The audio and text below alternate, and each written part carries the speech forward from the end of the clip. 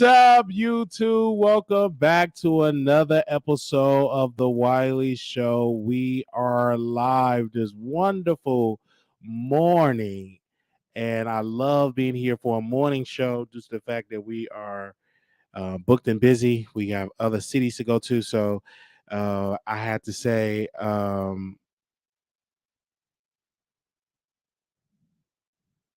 okay.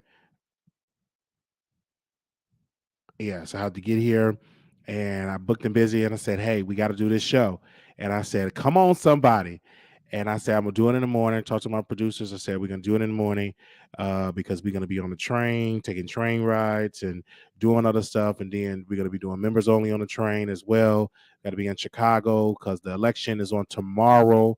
The election is on tomorrow for the Chicago mayoral election. And so we want to be there and see what's going on there, talk to voters as well. And so we'll be doing that tomorrow. So thank you so very much. And we already want to thank the producers that hit the Cash App to pay for our rental car.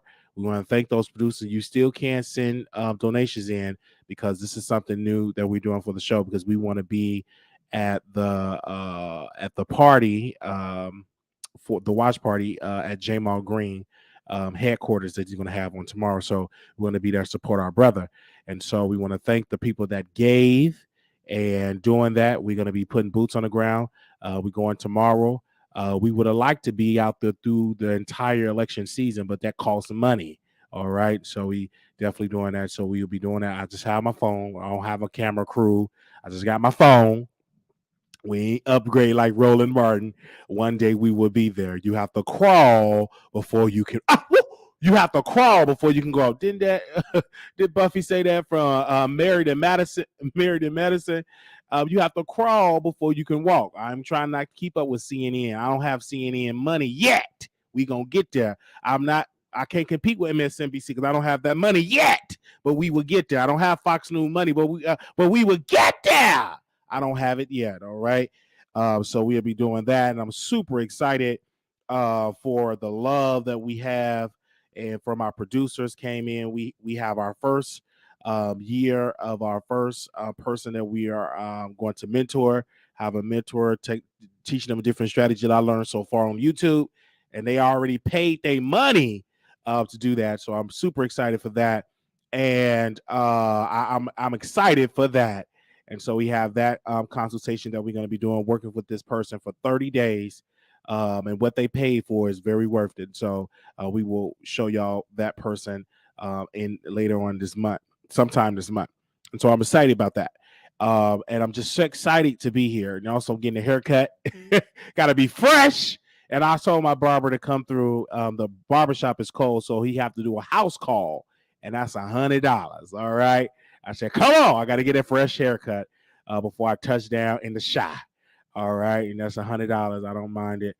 We do that. That's a black man. He work hard. He's a family man, have children. He's a father. And you got to do what you got to do as women that pay money and all of that. I got to take my appearance and I got to get my clothes ironed and stuff like that, starch and iron as well. So I'm just excited to be here with you all today in this lovely morning. Here we got a lot of stuff that we're gonna be discussing. I'm just excited. Like today, I couldn't sleep, so a friend came over and going through much. I haven't seen this particular person in a long time. Going through much, lack of housing and other things, and going through much. Young, 20, what hell are you? 26, 27 years old, going through so much. You know what I'm saying? So I said, let me talk to you and give you some advice. You know what I'm saying? And gave the brother some advice about a job and what you can do, having a felony that is deferred, and the things and strategies that I went through. And I told him, I said, listen, this ain't no time to be picky. You get what you can get. And if you can't get a ride, walk and get up early and walk to work, and God will bless you. Because he would see it, because you can't complain and say, oh, this, get a job at Walmart, get a job at Amazon, it's a job that's hiring, and go there. If you don't have a car, if the bus don't go there, walk there. You got feet and you young. The Bible says, I call the young because they're what? Strong. So use them strong legs that God birthed you with and go and walk to work. Because that's what I did when I first got to Dallas, Texas. I transferred my CNA license to Texas, and went to Madison on Marsh. And they told me, I went there and I talked to the housekeeping manager because my license haven't transferred, and they can't hire you until you on the Texas registry. So I said, "Can I get a job?" He said, "No." He said, "I'll call you back." He didn't want to hire me. I said, "Sir, I really need a job. I can clean. I really need a job, sir." Didn't hire me. And so a couple of days later, I was on the registry and I went to work because the bus sometimes it didn't really. It would go to the job, but when I get off at 10 o'clock, it would be no buses running. So what did I do? I didn't have money for Uber and Lyft. I went on and walked. Didn't complain. I did it, listened to my gospel music, and I walked to home. And it was a good 30-minute walk. So I did what I had to do. And God blessed me with a car that is paid off. Amen. So you have to do that. You may not have a car yet. You may not have any bus fare. But if you got legs, walk. And it's a song, Walk It Like I Talk It. Just put that on, get to walking, or listen to a song, Walk With Me, Jesus, Walk With Me, or whatever. Encourage yourself and do that because, this ain't no time to feel sorry for yourself. You got legs, put it to work. You get exercise, good cardio, and walk. And somebody will see you walking and will bless you. Like, look at that young brother, you walking, and God will bless you. And so this ain't no time to feel sorry for yourself because once you've grown, you got to go through these growing pains. You have to. This ain't no time to feel sorry for yourself. Well, my mama put me out because I was gay and I'm 26 and she put me out. She won't let me. Well, mama is a fool. But you got to move on and live your life and go and prove mama wrong, and live your life.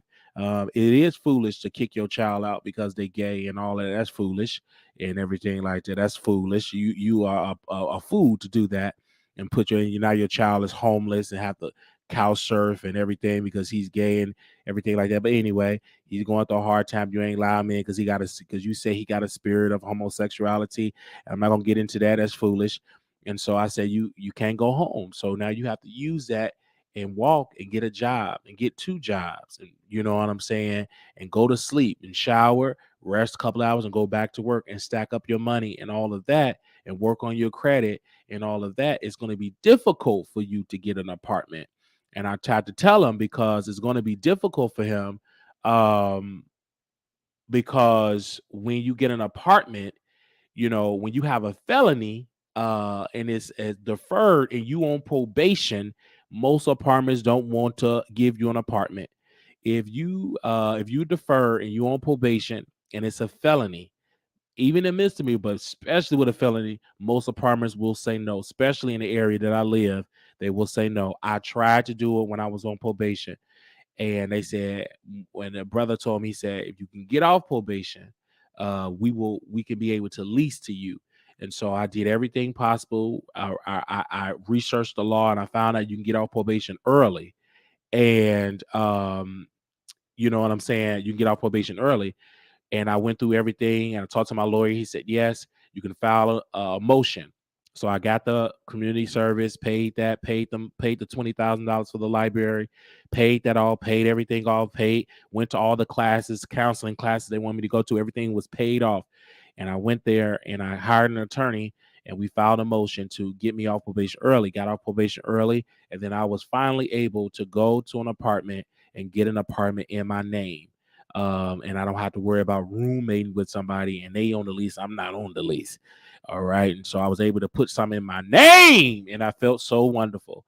And so I was telling that young brother, I said, listen, you're 26 years old.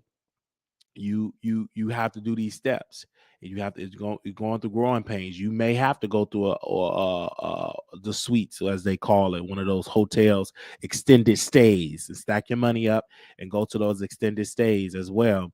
And so that's what you have to do, because you're in a tough spot, and until you get off that probation, most apartments will deal with you. And in apartments that will lease to you, most of them apartments are it's difficult to get, and they have a waiting list. So for most of those that are willing to work with you. So I had to go through all of that, and talk about all of that to that young brother and everything of that nature. And so pray for the brother. I'm not gonna say his name, but due to privacy, and that's, just pray for him going through so much. And he shared other stuff that I'm not gonna get into. That's between us. But just pray. 26 years old, going through much. And I can tell he's going through much. And it reminded me, when I was 26, get put out of Chicago and in Texas, broke, had to get on food stamp, broke, and all of those type of things. And somebody was there to help me.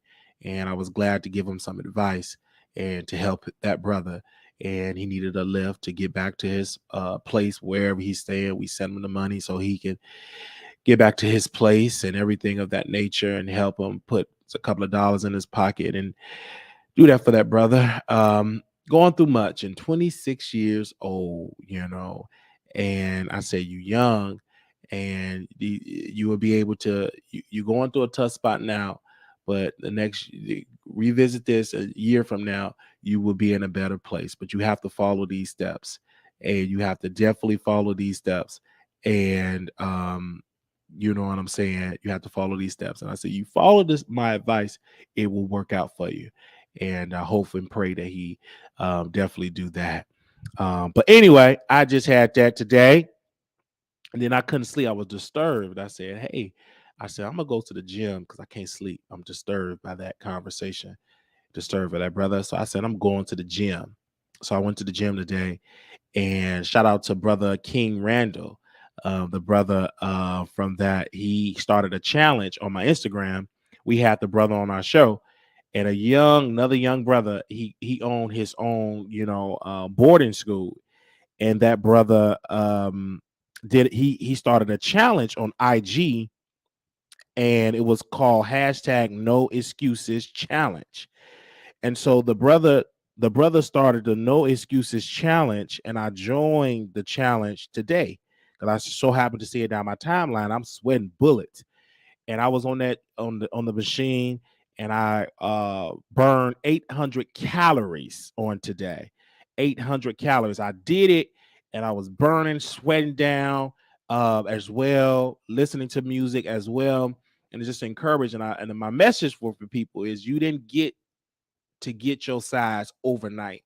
It took a process for you to become unhealthy and at an unhealthy weight status. So you must go through the healthy process, another process, to get the weight off of you. And one of the things here, the Honorable Elijah Muhammad, he teaches us that, or he teaches me, and I read in his book, How to Eat to Live. And one of the things is eat one meal a day. And I try to follow that, eat one meal a day. And I try to follow that, eat one meal a day. And so these are ideas that I'm having, and strategies that I'm having for my body and everything like that. And so when I'm on the train, I'm going to take my medicine, sleep on the train, give me some nice sleep on the train, really rest and everything like that. So I didn't want to take my meds and oversleep and miss my train, and that's money lost. So I just sleep on the train and everything like that, because it's almost a day in travel, and I can just sit on the train and just rest and sleep, take my medicines, go and be knocked out. And so I definitely do that and help that, because medicine for myself is needed for me because of the sleeping. I have to sleep, and until God handle that, I have to take that Zyprexa until God fix that. He will fix it, but until he deliver me from that area and fix that, where I can be able to sleep 8 hours a day without a medication and everything like that, I'm gonna take that medicine. All right, amen. I'm not foolish, right? I have faith. I know God gonna do it, but until he do it, I'm gonna take that medicine. No different than people if they have to have on crutches, or people that wear glasses, or people that have a hearing aid, or people that take their blood pressure medicine, right?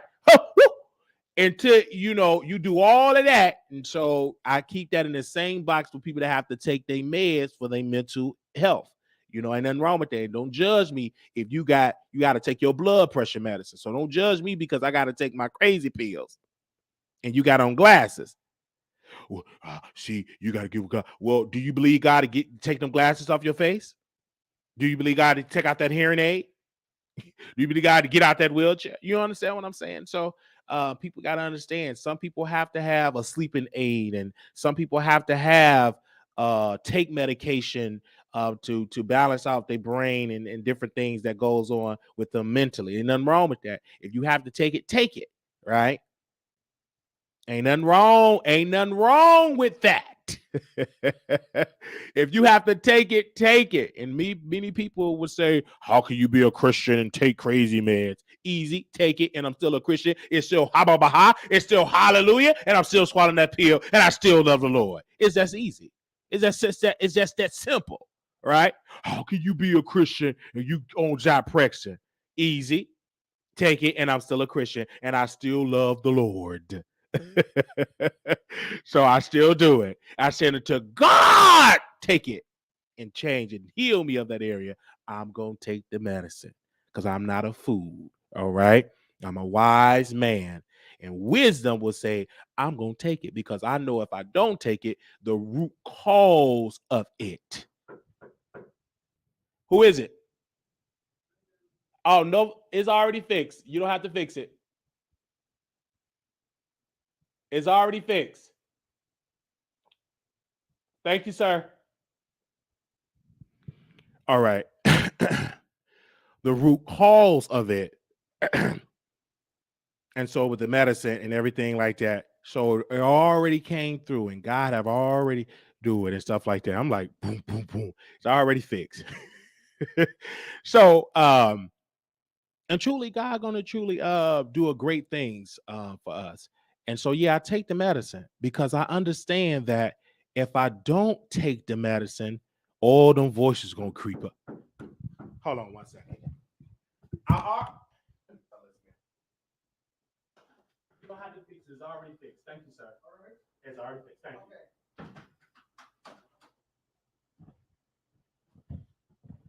All right. All right. Excuse me for I was rudely interrupted. I put that work order in like 2 weeks ago. Now you finally banging on my door. Get out of my face. Yeah, I already fixed the problem. Boom, boom, boom. All that banging on my door loud early in the morning. I put that work order about 2 weeks ago, and I didn't fix it and everything. I ate chicken and everything else with the plug and everything. These people. It's already fixed. I done fixed it. So bless him, bless his heart. He only doing his job, but it's already fixed. Yeah, so you have to take the medicine. And so taking the medicine, it works and everything for me because I sleep better, I think better. I'm better now because I'm working out, and that helps my body as well, and everything like that. Like voices, I don't hear all them voices, and manic. I haven't been manic in a long time. Depression is gone. I haven't been depressed in a long time. So God is truly doing some great things in my life because I'm staying busy and everything like that, and staying active in the gym, getting out of the house. Because most of y'all just eating in the house, getting big, and you crying. You need to get out the house and push that plate back and go to the gym and start working out and start going outside, get out in nature. Get up out that house. You just in the house eating chicken and crying, thinking about your feeling, what you got. I'm just so sad. Things ain't going right. Oh, give me a 6-piece and a 3-piece biscuit. Get up out that house and push that plate back. Get up. I used to do that. Didn't take no shower, eating, getting big, crying. I would find anything to cry about. If the light bulb ain't on, I'm crying about that. You better get up out that house and get up and do something. Get up and write in your journal, sing a song, or go join an organization, a women's group, or a church, or synagogue, or something. Just don't be in the house getting big and just watching movies and crying and listen to sad music, sad movies. Then you're crying, talking to yourself, crying. Get up out that house and do something. Good God Almighty, get up. Get out the house and go for a nice run. Oh my God, today. You watch a sad, oh, it's so sad, it's going to my life. Cried every day. It's okay to cry, but that should only last a season, not all 365 days you cry. That should only last a season. Get up out that house and do something with your life. I don't understand, Wiley. I ain't beautiful. I know I ain't beautiful. I gained all this weight. Well, lose it then. Push that plate back. What you doing all that crying and eating? That ain't gonna change. You keep eating 5 courses of fried chicken and baby back ribs and 3 orders of French fries and 16 orders of double cheeseburger and 20 chicken nuggets. Change your condition. So exercise, it helps with depression. Sitting there. So don't call my phone with that unless you paying. I'll give you some counseling. You ain't gonna do it for free. All right? It helps you in your mind when you exercise. You think better. You don't call my phone because you sad. You better hit that cash app before I help and counsel you. Hit the cash app. I ain't gonna counsel you for free. Get that cash out. Because if you got money to go get that chicken from KFC and your Uber Eats bill is $900 a month, you can hit that cash out and give you that $900 if I can counsel and help you. But hit that cash out. You got that low vibrational, thick plate. And some of them don't even have a plate. Some of y'all eat out of pans and bags. You know, the catering order, that's an order when you having a big party. Here you are, got a cater order. Hello, my name is Mrs. So-and-so. I want to order 100 wings. It's a catering order. That ain't no catering order. That's just you. You eating 100 wings and watching me on YouTube and don't give $1. And then want to call me and cry because you hurt. You better hit that cash out and get up out that bed. Eat 100 wings coming in your house, fried 100 wing bones everywhere, food all in your bed, McDonald's wrappers all under your bed, food snacks all under your bed. You don't even get out of your bed. The snacks everywhere. You got snacks all in your bathroom cabinet and that's an addiction. You know no ho-hos and donuts and honey buns shouldn't be in your bathroom cabinet. You got an addiction.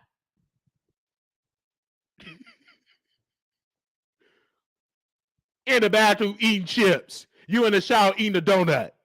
You got an addiction. And you need to get up to stop that. Clean that house. Before you be like Larry Reed and roaches terrorize you or something. That's what you got all the roaches. That's all that baby back ribs. You got them bones you got under that bed. Ants and everything. All right? All right.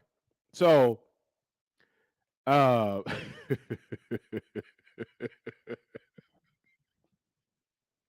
neighbors complaining all the roaches in their area is coming from your apartment.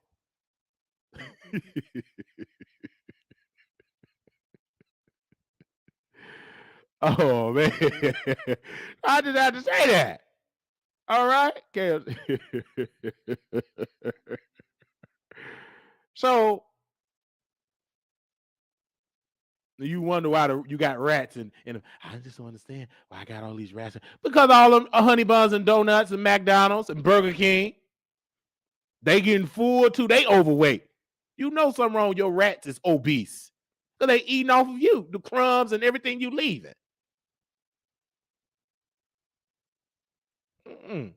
All right. So I had to say that. So work on yourself, right? I'm working on me. I want to be a better me. I will be a better me. I am a better me. I'm the owner in that position and remove that. And it's a process. It is a process to do it. It is a process. We started our juicing diet. I call it hashtag juicing with Wiley. Juicing with Wiley. So that will start on March the 1st. For 7 days, we are juicing for 7 days.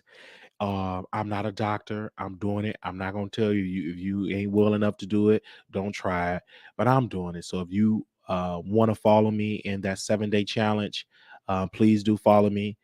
7 days a juicing diet and everything like that. And so I'm excited juicing with Wiley. I'm excited to do it. Never did it before, and I'm excited to do juicing and everything like that. I'm super excited for that way. Super excited. So we're doing that for 7 days. And if you want to join us for those 7 days and give us updates and call in, juicing with Wiley, that's gonna start on March the 1st. And I'm excited for that to be on this journey because I lost 7 pounds. All right. And my goal when I go back to the doctor is to lose 10 pounds when I go back to the doctor. So in total, I want to be able to lose almost 20 pounds. So I go back to the doctor in a couple of weeks in March, later in March, and everything like that. So yes, I can't wait. I can't wait. That's what we're gonna do. And I'm excited for that because I want to be at my best self. You know what I'm saying? I thank my doctor, Renee, and that's her name, Dr. Renee. She told me, and that was my psych doctor. And she said, you want to live a long life. You're too young to be 300 some odd pounds. And it causes so many diabetes, high blood pressure, heart attacks, etc., high cholesterol, etc. So you want to work on your diet and work and go out for a walk every day, and everything like that. And so I came back. We streamed it on my station head. We went in there, and she said, "Oh, good job! You lost 7 pounds." And so I appreciate that for that. And so I'm doing it as well. She said, "You lost 7 pounds," and I said, "Okay, I'm gonna." She said, "Don't do too much." I said, "Okay." She said, "Do you want to come back in a month for accountability?" I said, "Yes, ma'am. I'm going to come back in a month for accountability and everything like that." I've been working out ever since. And I don't weigh myself every day. I weigh myself when I go to the doctor. Once a month, I weigh myself because that does something to my psyche. I'm weighing myself every day. No, I don't do that. When I go to the doctor, I had to take my weight, and that's how I weigh myself. I don't weigh myself every day or every other day. I go to the doctor once a month and do that as well. Okay. And it's very possible because she said, diet pill. I don't want any diet pills. I said, I can do this naturally. And God is my witness. He's doing just that. And God is bringing people in my life because when you start to do stuff and change your diet, you will attract that energy. So a sister, my former roommate, his sister, Theo, his sister is physically fit, and she goes out on jogs and skate and everything. So she hit me up. She said, "Do you want to go on this trail? Because I'm going for a jog." I said, "Yes, ma'am." She said, "I'm gonna come pick you up." And she came pick me up. We went to the trail. Now, mind you, I've been in Dallas for 6 years, been in Dallas for 6 years, right? And never went to this trail in Plano. Nice trail. Out there walking, listen to my gospel music, shouting, listen to Pastor Kevin Cunningham from the Transformation Center, and really enjoying the walk. It was a lot on my legs walking on that concrete, but I loved it. I felt so good, and I felt so good. And then Pastor Kevin Cunningham, Apostle Kevin Cunningham, it was a praise break, and I started praising God on the trail. All right, and I love that we were doing that as well, praising God on that particular trail, and I love the fact that we were yet doing that. And I thank God for that. And I love that as well. It was awesome. We was on the trail, and then that praise break hit. And I hit that praise break right then. And I don't know, people looking at me, what in the world is going on with this man? But I'm praising the Lord. That is what's going on with me. I'm praising the Lord. That is what's going on with me. And so I did that, and I had a wonderful job doing that as well. Now we're gonna get into the topics, but we're gonna get into the topics when I get ready. All right, this is the Wiley Show. We give a long intro and then we get into the topics. All right, this ain't no clickbait. You just got to sit on down, sir. Get in that seat, usher, sit them down, and enjoy the show because this is what we do. All right, especially in the morning. All right. It's always good to have accountability partner for the start. It helped, and my doctor is my accountability partner because she keep it real, and I love that. And so I'm definitely doing that, and I'm transferring, trying to get to a doctor in Chicago. And so they're working on that right now to transfer, give me a psych doctor in Chicago, so I don't miss a beat because I moved to Chicago. I don't want to miss a beat in Chicago. So I'm making sure that everything transfer right. They're getting my papers, working on that because everything I got here in Texas is free. And so I want to make sure I get the same thing for my mental health and get the same thing where I can get the treatment and my medicine for free because I can't afford this stuff. For free. And so we working on that as well. Even if I have to go to the hospital and everything to get a caseworker, whatever, we will do that, just that. So they're working on that as well. And so I love it. And I love the fact that we are doing that. And I love it. And I'm not rushing myself. I take it easy. Like today, when I first started the trail meal, I was burning like 200 calories. Now I'm up to 800 calories. All right. And I'm on there for 60 minutes every day, 60 minutes. If I'm not on the treadmill, I want to walk for 60 minutes. And that's 1 hour. Sometimes I walk longer because I'm just in the music in the zone for about 2 hours and everything. And then to my legs where I can't hardly move and I have to sit on down and take some calls and go live. And then I get back up and I start walking because a gentleman in my neighborhood, I recorded him. He was pushing a walker and he was bow-legged and that man was walking. And I said, if that brother can do it, ain't complaining, I can do it too. All right. If that brother, if that my elder, if he ain't complaining, I shouldn't be complaining. Okay. And I'm so glad I recorded him and posted it on my TikTok for motivation and to encourage people. Like, if that brother can do it and you got two legs, you are able-bodied person, you ain't got no device to help you walk, you can do it as well. What's your excuse? All right. And so he's staying very active and he's out there every day. If the weather permits and nice, like now the weather is nice, that brother will be out there walking and everything like that. So I love that as well. Yes, I love that. It was such an honor and a privilege to work out and be in God's earth, in His nature, and just doing that, enjoying that as well. So we're working on that. Also, when I like the juicing, I'm working on that. I don't know if it's a company I'm gonna do the juicing with because I'll be in Chicago a lot because I moved to Chicago. So I don't know the juicing in Chicago, a juicing company I'm looking for one. I know they have plenty of that here in Texas. So I'm Googling one right now. I'm dealing with a juicing company, start with that. And then I'm invest in a juicer. As the reason why I'm not investing in a juicer is because I don't know if I'm gonna do a long term. So more than that. So I'm gonna see how these 7 days go with the juicing, and I'm gonna do that as well. And I can't wait. It's gonna be amazing. So I would tell you all the different juices I'm going to use. So I will keep y'all updated on that as well. Like, I don't know, tomato juice. I never was the type. I can't say I don't like tomato juice or not because I never had tomato juice. I never had it. So I don't know. So I'm gonna see how it tastes. Or banana juice or apple juice or orange juice. I don't know. So I don't know celery juice or celery juice. I don't know carrot juice. So a lot of that stuff I don't know because I never tasted before. And so I'm excited and everything. I know it cleanses your body as well. And so we doing that. So I'm excited. I'm something new and I'm excited. I'm up for the challenge. Okay. And not only that, and I want to speak on that because I'm working on my body, mental health, and my finances. Working with people to help me with my credit. I was doing some things last night, talking with a guy. He was giving me steps to get things off my credit. Some things been on my credit for years that should have been off, and we was working on that challenge, some things, and working on that, working on our credit. And so we're working on that thing as well. No, I've been stopped drinking the energy drinks. You haven't seen me with no energy drink.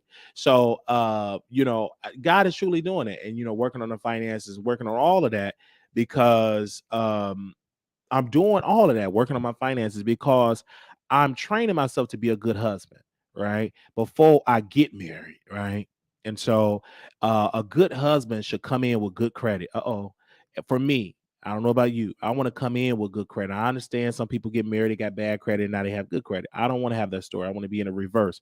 I want to come in with an 850 credit score. I want to come in being a homeowner. You understand what I'm saying? I want to come in with $20,000, $30,000 in my bank accounts with an S. 20,000, 30, 40,000 plus in multiple accounts. When I come in, have multiple streams of income. And then I want to give it, because I understand that's a big weight that can be lifted off of me and no debt. So when I walk down that aisle, or stand there and see my bride, there's no debt. That's freedom right then and there. No debt. You know what I'm saying? I don't want to have no weight. I'm in debt. People calling me at my wedding and want their money, repo man looking for that car and everything like that. Then and then my car get repossessed, and my wife, we can't get to the honeymoon because my car got repossessed. I can't pay for the hotel, credit card denied because I maxed it all out. I don't want to live like that. No, I've seen many family members live like that. I just don't want to live like that. Argument over money, bills, and lights. I've lived when gas get cut off, water get cut off, lights get cut off. I don't want to live like that. Absolutely not. Okay. So I'm working on that and everything like that. So absolutely. So if I bring that to the table, you must bring that to the table. You must have good credit as well. I don't want you, I got my credit good, your credit bad. You got child support liens, tax lien. No. I want you to be good like I'm good in that financial department. All right. on some of our dates, on date night, we at the gym working out, doing yoga and everything like that. So, thank God for that. So those will be the type of things. I love that and everything like that. I ain't gonna take you as you, not me. You going through us. So yeah, going to the gym and working out and going to the bookshop, reading a book, going to a comedy show, going out for a boat ride, going up to the gun range, doing different things for fun. And so I'm just working on myself. Amen. So I love that, because you have to work on yourself, right? You have to, because when I first started YouTube, my credit score was 430, 416 was in the 400s. Now we're about 10 points away from 600. So when I first started YouTube, it was in the 400s. That's low, right? And it's still low, right? I'm still at an F in the 500. You ain't good until you 700, 800, right? And so it is a process. It didn't take me one night to get bad credit. It was a process. So learning the different strategies and everything like that. And then once I master these strategies, guess who I'm going to tell? And I'm going to let my YouTube people know, all right, the different strategies that I use, because I'm a good case study. And I told this brother to help me. I said, with your strategies, if it works for me, I'm going to send you so many clients, because people are going to be inspired when I started and where I'm at now and where I'm going to be. And once I get there, you're going to get more clients, because guess who's going to be your biggest promoter? Me. All right, I get a percentage of your client, give a percentage of what you make, of course, because that's business. But you're going to get a lot of clients because they're going to see, oh, you did that for Wiley, and his credit was 413, not 413 p.m., not 413 in points. All right. So understand that. Amen. And so we have a secure credit card, and our credit utilization is low. It's not high. He was very impressed by that. I said, my credit utilization is low. I said, I may pay a little light bill or pay a phone bill or something real low, and I keep it down. And then if I ever have to pay something really high, I do it before my date, for my whatever date, that before the date come out, before the statement date. Before they have to report it, I pay it down before they have to report it to the credit bureau. And he said, how did you know that? I said, I just read that and saw it on YouTube. He said that most people don't know that. I said, yes, sir. Because I watch a lot of YouTube videos. And if you watch 10 content creators and they say the same thing, it got to be some truth in it. So, work on that as well. So, different strategies that I've accumulated by just watching YouTube as well. And now they have it where if you're trying to become a homeowner, you can use your rent payments. Now they have it where you can use your rent, and that will count as to show a good history if you're trying to get a mortgage. And so they have that now. So they have a lot of things now. You just have to do your research, because that's being used as well for having a high credit score. And we always pay our rent early. All right. As soon as I get it, I pay it early. All right. And so I think one time they had to give us a refund, some money back because we paid too much. So we do that. Amen. Because the reason why we're doing that, because I remember when I jumped 2 apartments at the same time, didn't pay and just left the apartments, left it and broke the lease. We paid that debt, and now we have our own house. I mean, I'm sorry, our own apartment. Had an apartment for 2 years, paid everything. Never 1 month was late. Amen. And so, very good tenant, and everything like that. And so, and when she did it, she said, "I said, man, I haven't never been late." So they sent me a letter and to renew, and I don't want to renew because I moved to Chicago. So they sent me a letter and they say you can do a month to month, you can do 14 months. So I'm working on a deal and working with the manager and see that, because I want to get in my own apartment in Chicago. But Chicago is a little different than Dallas. They want you to pay 2 months and all that. It's a little weird. But I said, wait a minute, look at God. I said, I want to be a homeowner. So I told my mom, I said, listen, I have to be with you a couple of times or whatever. I want to be a homeowner. So I'm gonna still have Dallas.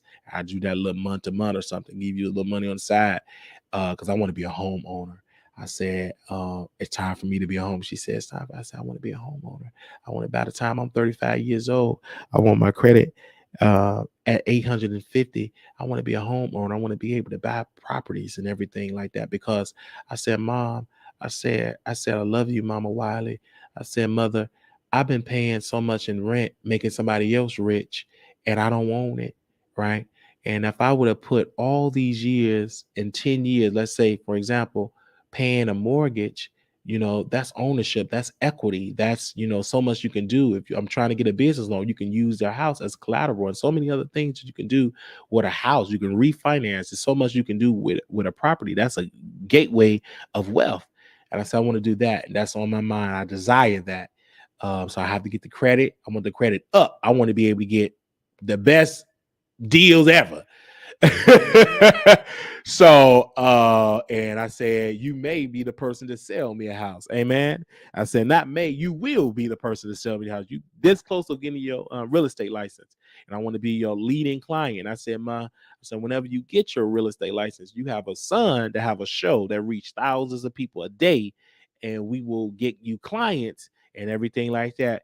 And I love that as well. And I said, you remember Snowfall? She said, yeah, I don't really watch Snowfall, even though he was in the drug culture and all that. But I love the idea he was trying to use that drug money and to get houses and duplexes and stuff with his mama, because his mama knew stuff about real estate. I said, I'm not a drug dealer, but I'm a commentator. I'm a content creator, right? So I'm gonna use what I have, my mindset and skill entwined with you, and we can all make money together. Amen. And so then put a commercial in the show and everything like that to help. And that's how you build generational wealth, and you take care of home and everything like that. So that's how you do it. We ain't doing it with no drug money. We doing it with the YouTube money. We ain't pushing no crack. We pushing clicks and views. Okay.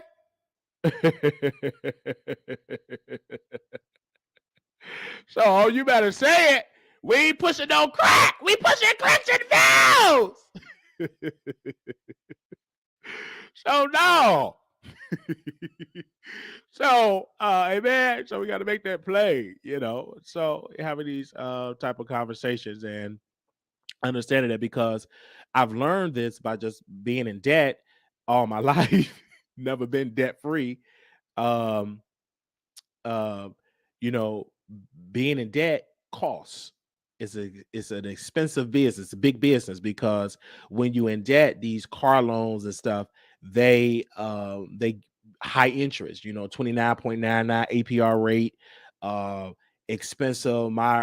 The what I paid for my Sion, I paid that car 3-5 times over, but my credit was bad, right? And so and now Capital One sent me a letter and to get a card, auto finance, got it pre-approved. So I called and I said, sir. He said, yes, sir. I said, I have a question.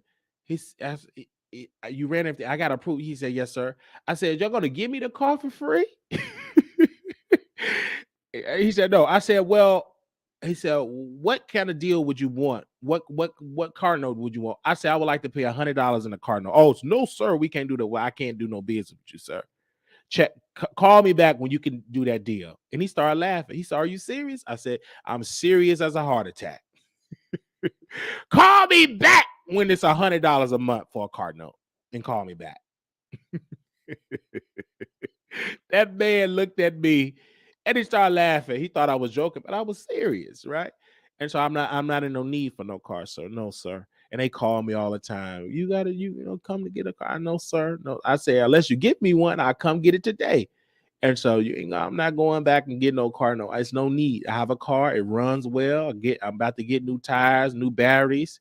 Not new batteries, new brakes and new lights, and about to get my aux cord fixed and everything like that. So, getting it detailed and all that. I'm not trying to keep up with the Joneses or trying to keep up with my competitors and driving Mercedes Benz and all that BMWs, and you can't hardly pay your rent. I'm not doing that. I'm not trying to keep up with my competitors and the Joneses, as they say. I'm not doing that at all. Absolutely not. So going for a house and everything like that, I don't mind that, because that's generational wealth. When it comes to stuff like that, that's generational wealth, and that is what we are doing. That generational wealth. And that's what we're applying for. Okay. They say if you are it's where and banks are. No, I'm not talking about buying now. My credit ain't together. I know the interest is high, you know what I'm saying, and everything. I know it, but by the time I'm 35, the interest could be low. I'm 32 now. I'm looking at 35. Okay. Everything like that. And so, and it's all about negotiate, and so, I'm not talking about right. I'm not talking about right now. All right. Okay. So I ain't talking about right now, because I know I was talking to some people. The interest is high, everything is high, inflation, blah blah blah blah blah blah. I'm talking about when I'm 35. No telling where we're gonna be as a country. Hopefully, the interest rate are low in the next 2 years. Amen. So thank God that we are here with another episode of the Wiley Show. We got some topics to get into.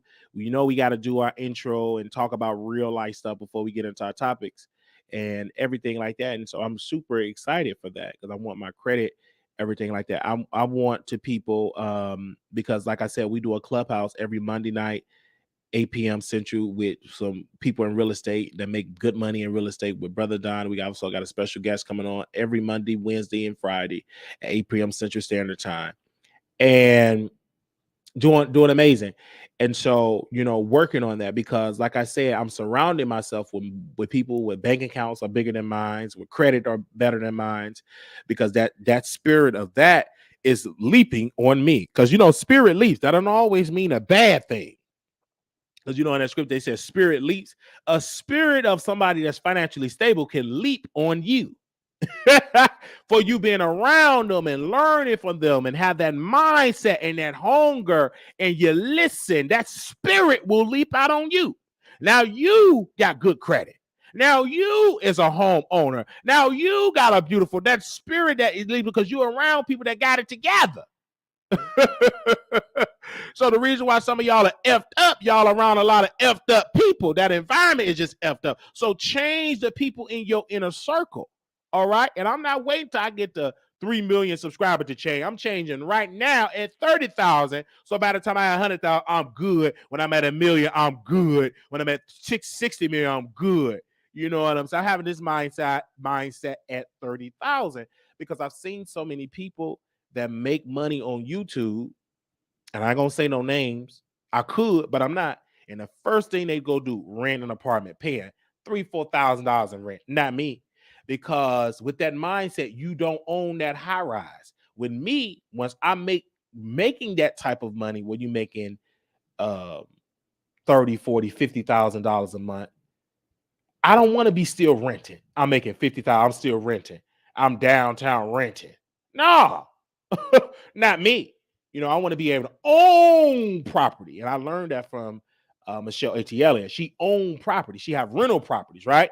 And so, yeah, I want to be able to have that. I always look at stuff because when she had to put out, fucking, I even kicked him out because he wasn't paying his rent.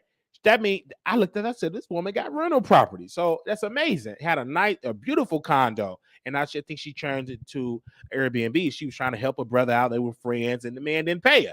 And she been riding his tail ever since. She ran him all the way to 100,000. So, and that's how you do it and get it under your business name and all that. And so, thank God.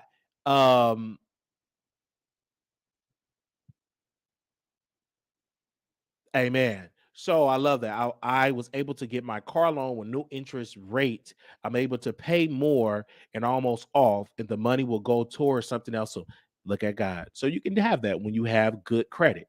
Amen. So I want to be able to break that generational curse because all pretty much in my immediate family, bad credit. My mother worked on her credit to become a homeowner. So she broke the curse, and I want to break it and with my siblings as well and breaking that curse. So that yeah. So man, so we having that conversation. So that's what we talk about on Clubhouse. Y'all getting a sneak preview of the Clubhouse. I'm gonna drop that link in here as well because that Clubhouse is going to start today, tonight. And I don't know if I'll be able to join because I'm be on the train. You guys, I'm gonna be on the train, so I don't know if I'll be able to join. But I'll be because it's all about the connection. So give me a second. That's for tonight at 8 p.m. Okay. Give me a second. I'm going to put that in the chat because you have to change your surroundings. You have to.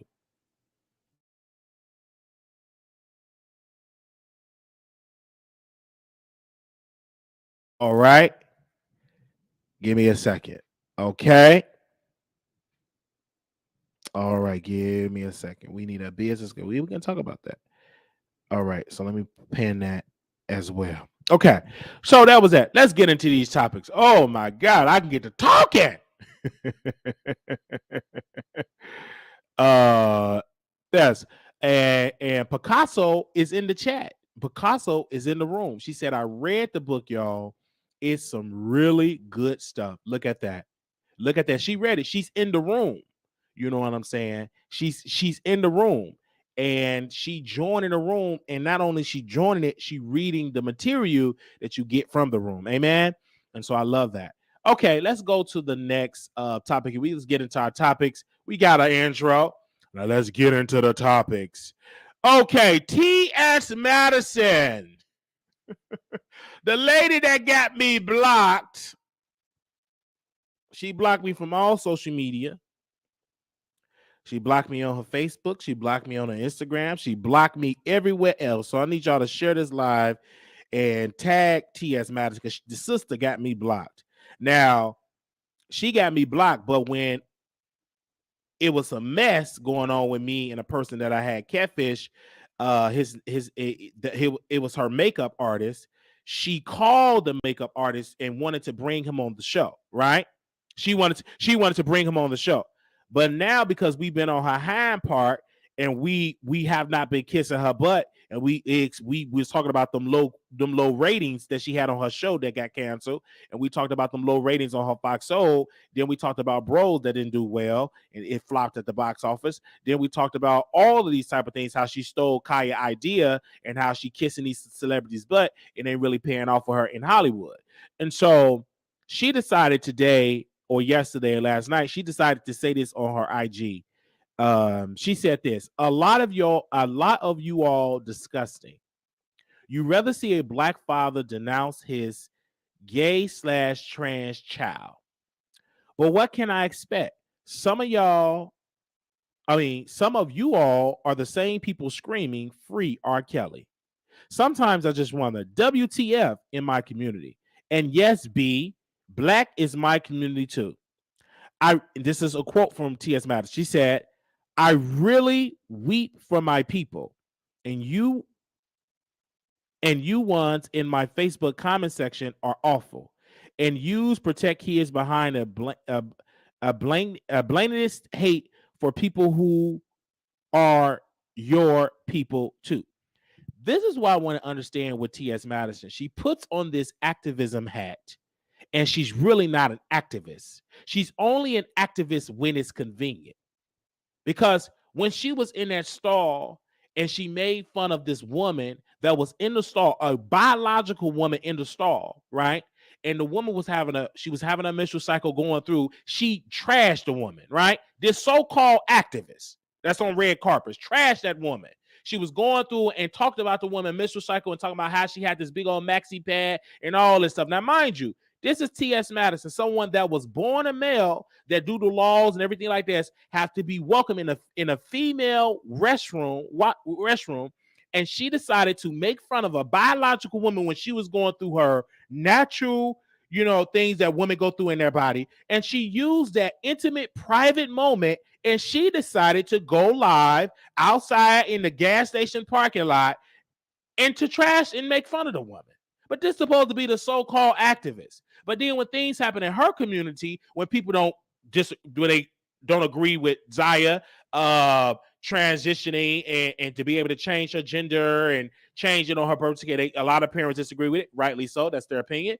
She wanted, oh my gosh, why y'all want a father to denounce and all of that? No, most parents that I've talked to not denounce to say, baby, I understand that you want to transition, all right?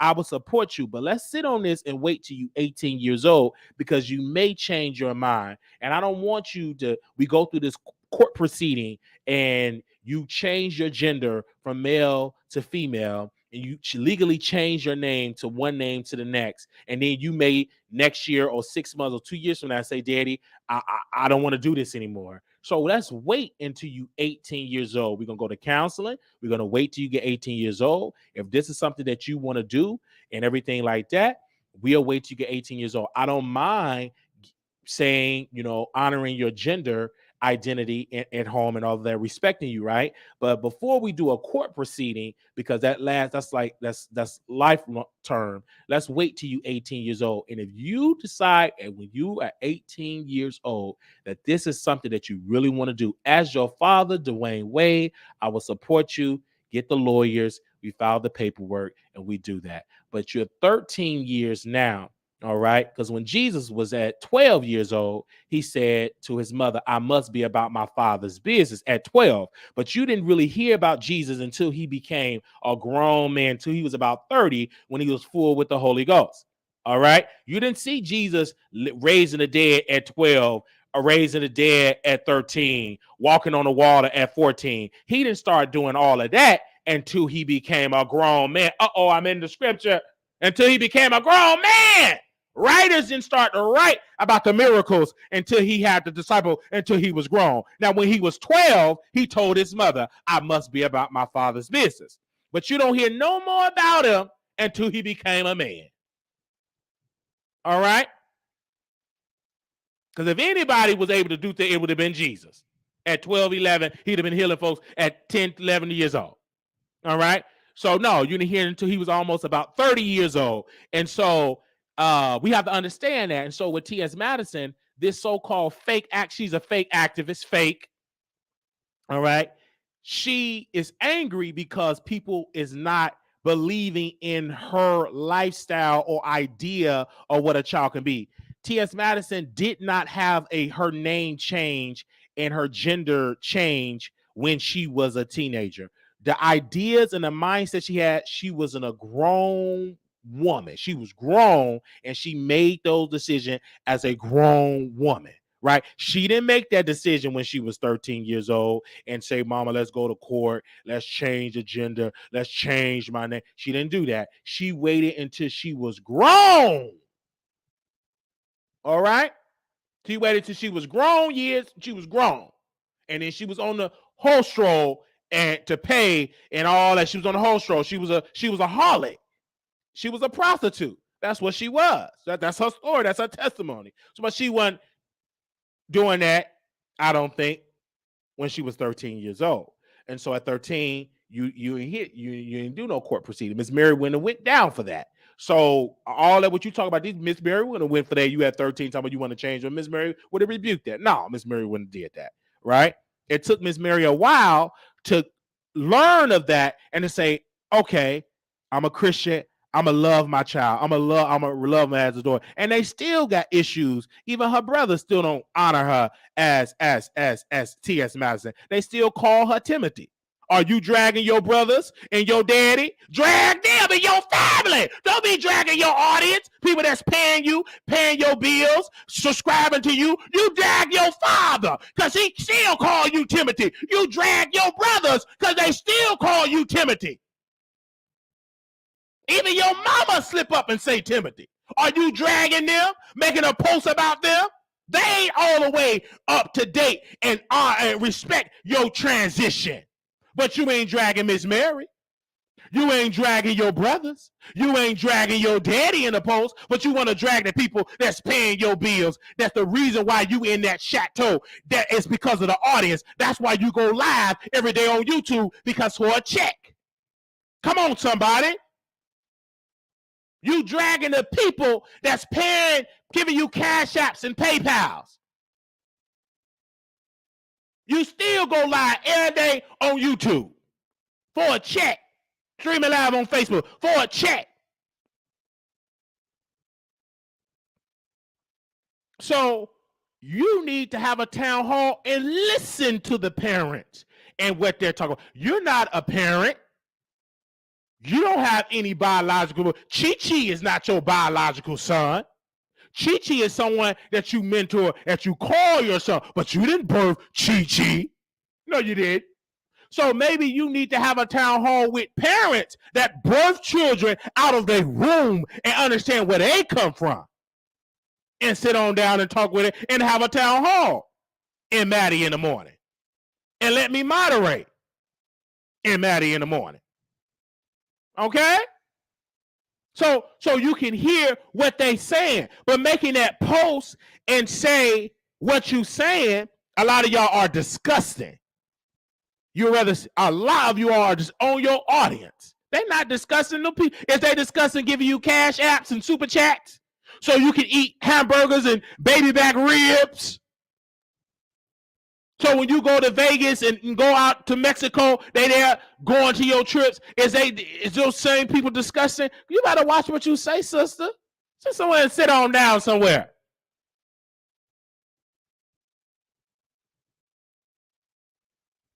So the reason why you get able to go to the Waffle House and order burgers when you live is because of your audience. Some of them don't agree, and that's fine. I gotta see where they coming from. If I were to transition today and say, family, I'm no longer Marquise. I am Marquita, the cross-eyed diva. Real, I'm Marquita. It's gonna take a while, and some family ain't gonna never respect that. They don't respect the part when I say I'm gay and bisexual. They don't respect that part. And now you telling me you a woman? You Marquita? They ain't gonna respect that. It's gonna take a long time. Someone never respect it. And I have to take it and say, all right, okay. You gotta walk that walk. But I can't call them disgusting because that's their understanding. That's their religious belief. That's their understanding.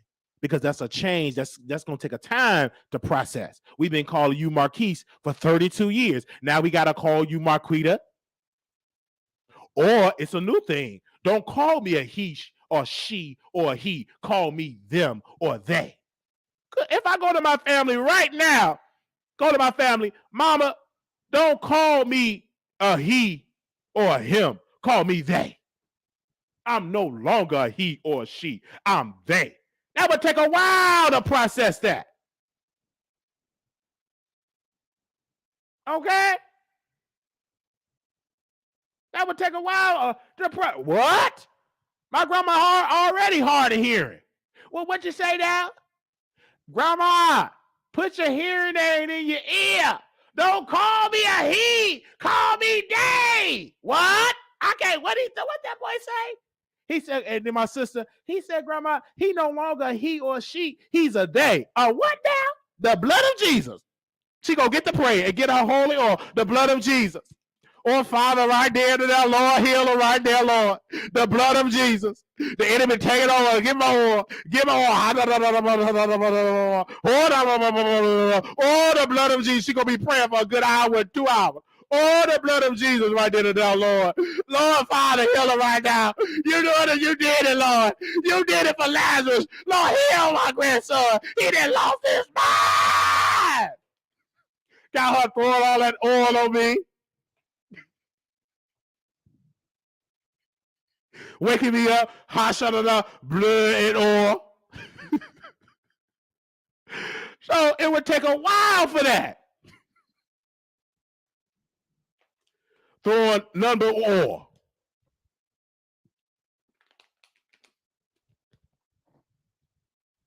So my niece, that would cause, take a while for them to process that. They call me uncle. Now they got to call me auntie. Oh. They don't know what to call because I'm there. So, gotta work on that. They got to, auntie, uncle. Oh, they. Give me a they. That would cause confusion for my nieces and nephews. Right? It took them a while to call me uncle to get that right. And especially my baby niece, that's one about to be 2 years old. Auntie.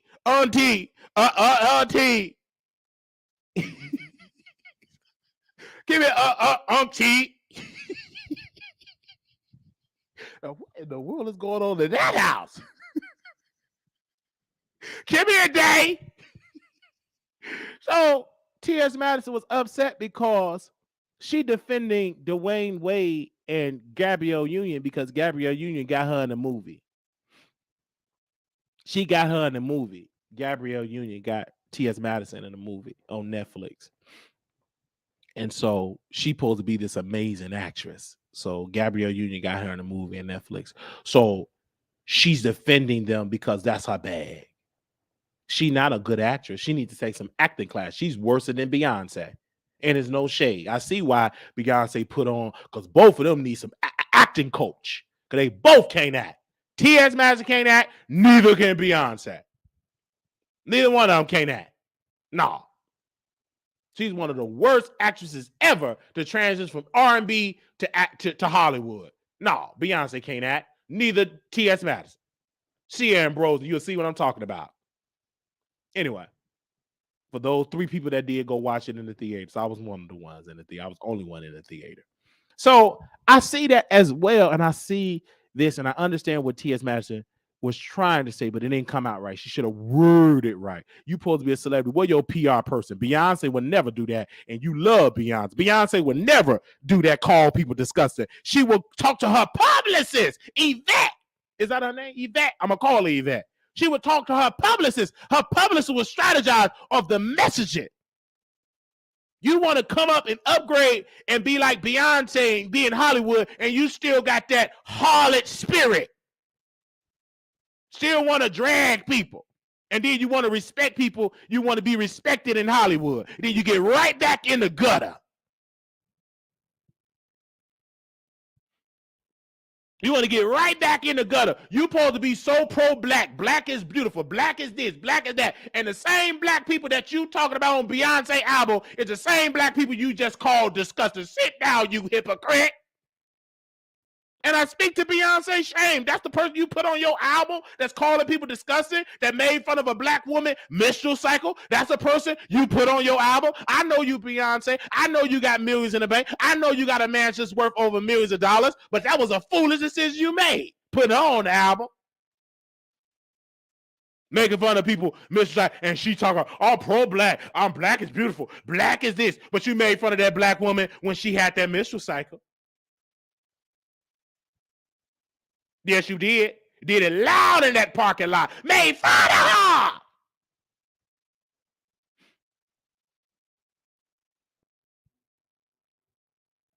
So,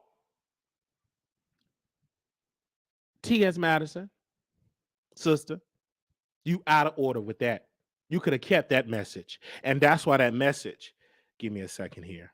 I'm gonna read the comments because you got me blocked. And did the Shade Room post this? Let me know if the Shade Room post. I want to read their comments. Okay. Somebody wrote this, and this sister said, you can still support someone without yesing or agreeing with every choice they make. That child has the rest of their life to be whoever they want to be. It was no rush to do this at 14, 15 years old. Then somebody else said this. Actually, we just like people stop attaching everything to the black movement. Let other things stand on their own. The same media / government that perpetuate the negative views of the LGBTQ community to the world are now trying to force feed it down our throats and attach it to movements that are synonymous to the LGBTQ are riding black and empowerment movements without many of his members being black and with many of his members being anti-black. So miss us with the bull-ish. First it was dogs, the people of color, then brown people. Now we got to ride and get in line behind LGBTQ when we still getting deleted in the streets and getting our history torn from the school books. Another person said this. And she spilled TB. To be honest, watching a child be accepted in love should be the barest of minimums. Okay. This have nothing to do with being black. All right. I don't want to see him denounce Zaya. I just disagree with his decision. And no, I'm not homophobic. And so these are the comments. Did the Shade Room talk about this on the Shade Room? Y'all let me know. Because she don't like it when the Shade Room talk about it. That post got 3,257 comments. I'm sorry, 3,257 comments, 912. I'm sorry, 3,257 likes, 912 comments. Okay. Yes. So yeah, that's what I'm talking about. So and stuff like that. So I had to bring this up, and I know it's a very hot button issue, but it's an issue that I believe parents. And so what we're going to do is, Paul, we're going to do a flyer, and I want to do a town hall with parents, and we want to stream it live on YouTube. And the question is, if your child want to make a decision at 13 to transition from one gender to the next, will you support it and give your reasons? And we want to do a town hall, and we're going to do that town hall next week. All right. We're gonna do that town hall next week. We're gonna get a flyer out. I want to do that town hall next week. Okay.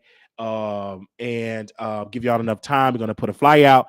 If you want to join that town hall and join the panel, if you are a parent, if you want to join the panel, if you're not a parent, but especially if you are a parent, please email me at wileyshowproductions@gmail.com. We want to do a town hall virtual style. If you want to join it, and the topic of discussion is, if your child were to come into you at 13 years old and they want to make a transition, would you support it? Why or why not? And that is wileyshowproductions@gmail.com. wileyshowproductions@gmail.com. Send me an email if you want to join, and we will send you the link and everything like that. It will be a night show, like about 7 o'clock Central Standard Time, 8 o'clock Eastern.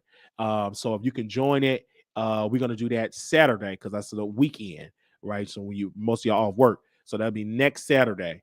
We will do it, and so that'll be on the 10th. Is that the 10th? Let me check my calendar here.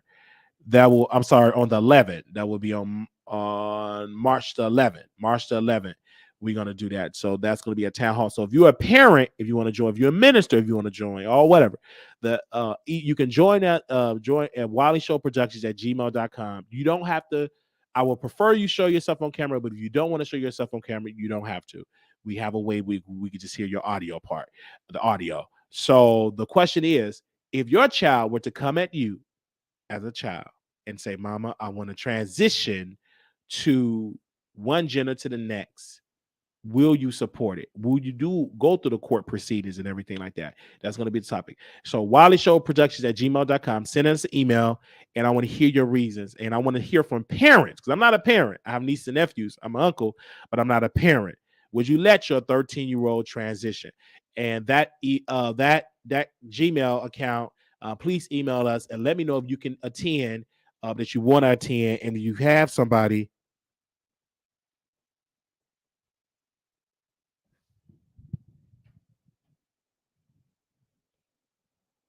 That's perfect.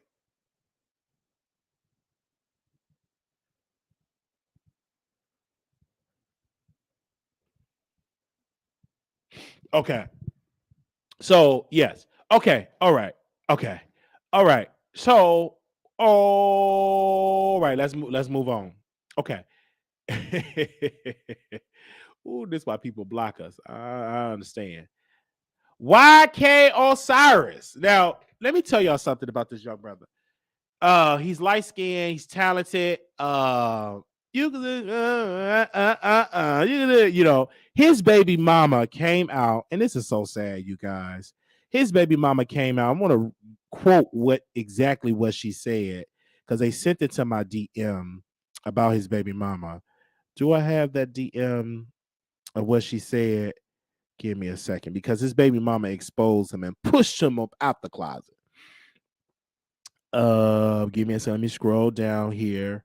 Because I saw the post out here on social media. Okay. So YK Osiris. All right. Okay. Oh, yes. So YK Osiris. His baby mama, Love STAASSIA Lasasa, or whatever her name is. She said this. She said this on her page. Stop asking me what happened with my baby daddy. I caught him with a man. Okay. I want to read it again. She said, stop asking me what happened with me and my baby daddy. I caught him with a man. That post got 20 likes, over 2,709 comments. And I want to break that down. Number one, I want to deal with the baby mama. Every time where a relationship don't work with a celebrity, the main thing or the leading thing they say, I caught her with a man. One sister, she was talking about another brother, and she said, I saw porn, adult films with men on his phone in his browser. Now things ain't going right with your baby dad or whatever. Y'all ain't together, and then you say, I caught him with a man. Okay. And so these are the things that you understand. I'm like, okay, if you call him with a man, if that's what you did, that got to be great disturbing. That happened. That's not unlikely that it happened. We just interviewed Jason Lee X, and that brother was telling me the rappers that he slept with. I told him I ain't gonna tell nobody, but some powerful rappers that man slept with, and I ain't gonna say nothing. Okay, right. Some rappers that he slept with, and he showed me DMs and everything. I ain't gonna put it out there because I'm not gonna do that. But I just wanted to see. Let me see. I think you lying. He sent me the DMs. I'm like, what? Wow. Anyway, so I'm not. I'm not. You know what I'm saying? I'm not understanding. He do look like. Okay, YK. You look like you love to get your breadbasket tampered with. It's okay. It is okay. It is difficult because Luther Vandross, he was in the closet. He never could come out and he used to sing, a chair is not a chair, even when there's no one sitting there. And people thought he was singing about a woman. He was singing about a whole man. Patti LaBelle put his tea out. So it's hard when you are an artist and you singing love songs to women and you love to get your breadbasket tampered with, or you love to put your rod in somebody else's breadbasket, and you black, because it's a sector in the black community that ain't with that. They like people gonna be saying, you ain't singing it to me, singing it to a man. So it's kind of difficult, right? Because all your song is catering towards women, right? And so now when people will say, oh, he ain't taking it enough, stuff like that. So if it is, it is. He haven't made no post. We reached out to YK's Osiris. We sent a DM. We sent an email. We reached out to his team. No radio silence. I want to know, is it true? The neighborhood talk, which is run by a bottom. I don't know if Kyle is a bottom. Is he a bottom? He may not be a bottom. Right? But why are you laughing, Paul? I just asked you, is Kyle a bottom? Is he a top? I'm gonna ask him. Is he a top or a bottom? I don't know. I'm asking you. I know he's a feminine guy. He would be a nice bottom though. He would shock me as a top. You think he's a top? Okay, I don't know. But he posted it on the neighborhood talk. He's in the LGBTQIA community. He's the first top. Okay. He's in the LGBTQIA community. So he put it on his blog, and that was a highest view post and everything like that. So YKY Cyrus is, he do gives me off that energy because he hang around Drake, he hang around Diddy, all these men, and now your baby mama is putting you out, caught you with a man. Who did he catch you with? Diddy, Drake, who? Was it somebody in the industry? And so we reached out to the baby mama as well, and on my team we reached out to the baby mama. She responded. She said Tasha K reached out to her. I said, I ain't Tasha K. We don't lie over here, and we haven't been sued. I responded to her, and I know this is wrong. Now, Tasha, you got me blocked. But I said we haven't been sued for $4 million. You do know if you do a Tasha K lawsuit, you on a platform with a liar. So if you want the truth out, you need to be with a truth bear like Brother Wiley. But if you go over there, you are a known liar, and your story gonna get out right is based in a whole bunch of lies. And if you don't get an interview, she's gonna be dragging you out and calling you B's and H's and that you a liar. So if you want the truth, come over to the Wiley Show. All right. And she started laughing in the DM. All right. Because her and the employee reached out to her, and I reached out to her right then and there. And she said, oh, well, Tasha reached out to me. I'm thinking about it and all. I'm getting bombarded with messages. I said, come on, come to your city or whatever, and we'll do the interview. All right. Okay. And so we can't pay you for it. I got the budget, but I will fly to do the interview and you have to have some receipts. I need a receipt to back. She said she said she have some receipts. Okay. All right. She claimed she got some receipts. I said, I need some receipts for this story to back it up. She said, I got some receipts, but I'm not going to share it yet. In so many words. Then she started talking about she want to be paid. I said, I can't do that. All right. Because you know what I'm saying? Anything like that. Okay. Okay. So that's how that happened. So YKY Cyrus, you know what I'm saying, brother, you need to make a post. And it's a good, because your career is kind of like shot anyway. Ain't nobody checking for you music wise. So maybe this will be a rebirth. You do what Lil Nas X did. That man didn't come out the closet until he became famous. Till he got signed, till he had a #1 hit. Then he came out of the closet, right? And then now he talking about he bad. Anyway. So would y'all be mad at me if I say I'm bi? I don't know if you were trolling or not. So come on out of the closet and you would get more love and support. I mean, you could be at all the gay prides, Dallas Other Pride. Kurt Myers will book you in Dallas. You pay you over $30,000, $40,000, $50,000 to get booked. I know my guy out in Chicago from High Society Entertainment, Scott, he would pay you a good 40 to 50,000 right then and there. LA Pride, Brandon will pay you almost 100,000 to perform shirtless and sing. You will get a good coin. I mean, Tank get good money from the gay folks, so you can get it as well. So yeah, why hide it? You know what I'm saying? Because she say she got a video receipt. All right. And so I told her, and she said she can put it out. She want to be paid. So if it is, you might as well come on out. Because if she got a video receipt, then you might as well just come on with an announcement. Because if you have to come out after, it's damage control. Okay. Come on now. Let me check his page. Give me a second. Let me check his page. I'm going to check it right now because somebody said they just saw him on his page. Let me check it. Okay. Yeah, he did this 21 hours ago. He did this all talent, all business, OnlyFans, rappers, entrepreneurs, building a strong team. Who want to join? DM me now.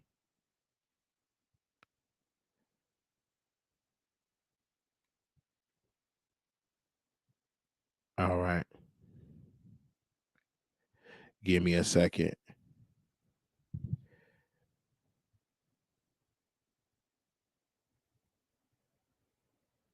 And it's very, you know what? Why can't I hate when y'all rappers do this. You do this and it's all a money grab because I called out Bow Wow because y'all reach out to these people. You say all talent, all business, only fan rappers, ultimately building a strong team who want to join, and then they have to pay all this money and you don't do nothing. Like, come on now, bro. That's a money grab. I called Bow Wow out, and because he paid a rapper. I mean, no, a rapper paid him for a feature or to get on his mixtape or something on a Spotify, and Bow Wow never did it. So we did a live show, and we talked about we put Bow Wow in the title. Did get that many views, right? So I get a DM from Bow Wow. Okay, let me see. Do I still have them DMs? Give me a second. Give me a second. Because he don't go by Bow Wow, he go by Shade Mouse or something like that. What's his? Let me see. Let me check his DMs.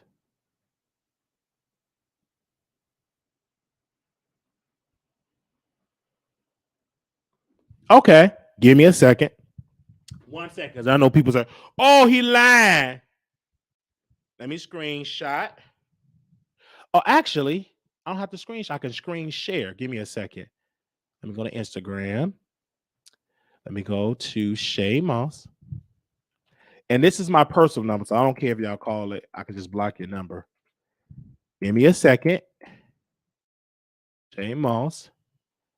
Okay. Hold on. Let me screen share. Let me take you to Why Care Why Osiris for a second. Let me go to my Instagram. Okay, y'all see that? Let's say Shade Moss. Okay. Let me zoom in a little bit. Okay, y'all see that? So let me go to DM message. Okay, let's scroll up.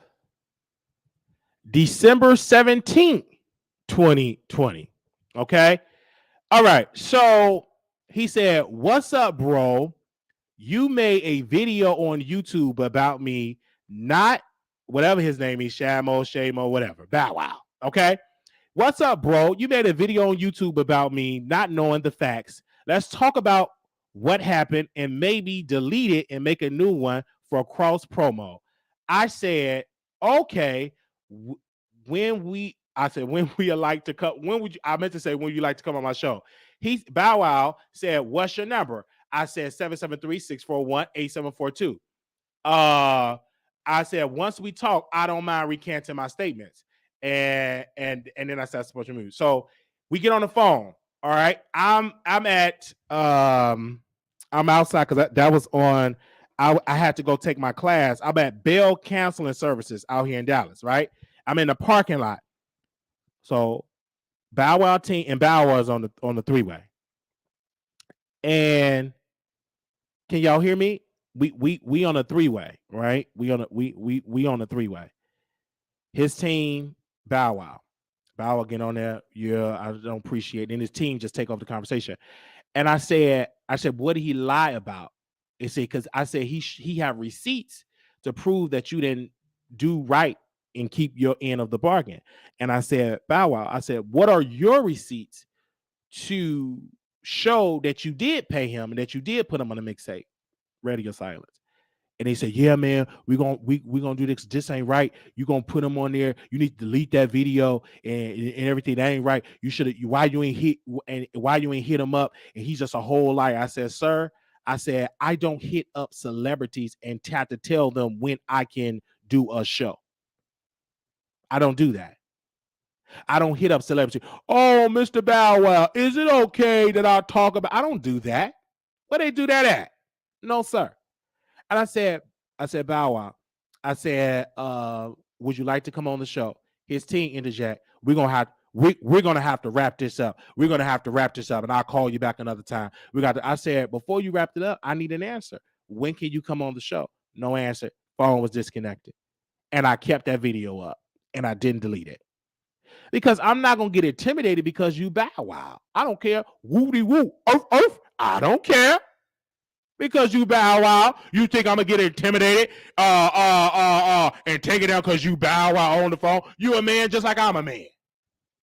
All right, you can bark, I can bark too. So when he told me that, when I had that conversation, I said, these people be Googling themselves. And I had that conversation at Bow Wow when I was at less than 10,000 subscribers, right? And that video didn't even get them any views. But Bow Wow was Googling himself and YouTubing himself, like checking his name, and he saw that video. And so that showed me, I said, these celebrity watchers, everybody else watch. And he didn't block me. He didn't remove me. I handle it with respect. I didn't drag him. I handle it with respect. But the reason why I'm saying this because YK Osiris is reminding me of this kind of scam that Bow Wow had. Having hard-working entrepreneurs reach out to you and you take their money and don't do right by them. And so that ain't right, because I sense that scam type of spirit. When money is low, you ain't really on no tour. Now you want to scam your fans and inspiring artists that's hungry for a come up.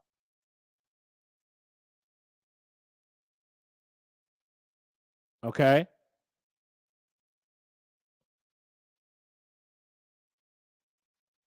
All right. So that's just how that goes.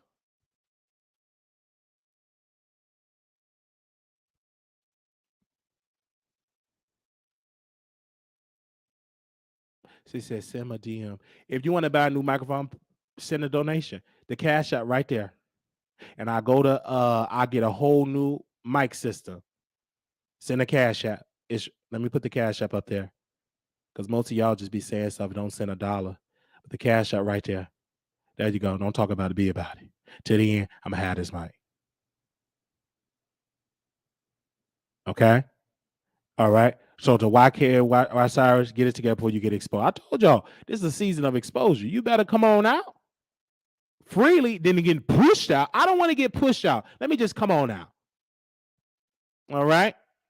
Because when money run low, people get to talking. That baby mama money running low. YK Osiris ain't got it like that. So that's why the baby mama, I called you with a man. And she probably did call him with a man and was okay with it because he was still buying her Gucci bags and paying her bills, paying her nails, probably money running low. Now she want to talk and expose her.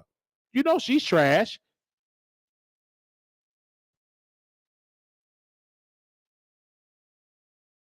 You know what I'm saying? You know she's trash. Money running low. Oh, now you want to expose her. Because he can't get you no more Gucci bags. No more Prada bags. No more weaves. Can't pay your rent no more. You got to get your regular job. Oh, now he down low.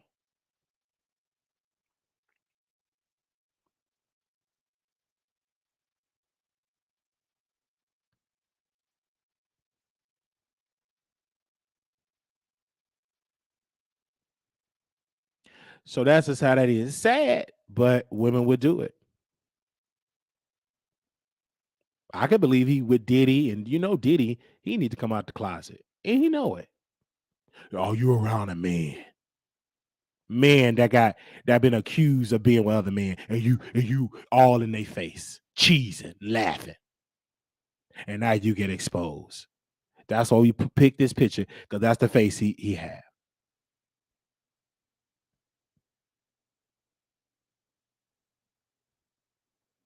I'm not paying for no interview. I ain't got no interview. I ain't paying for nothing. You think I'm paying for the interview? Absolutely not. I ain't paying a dime. I didn't pay for Bow Wow interview. Absolutely. I'm not paying for an interview. No, sir. No, ma'am. I ain't got it. I ain't paying for that. Please.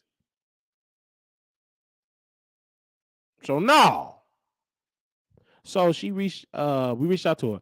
So we reached out to YK Osiris, everything like that.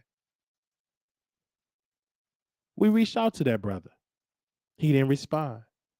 So we will keep y'all updated on this situation. Where there's smoke, there's fire.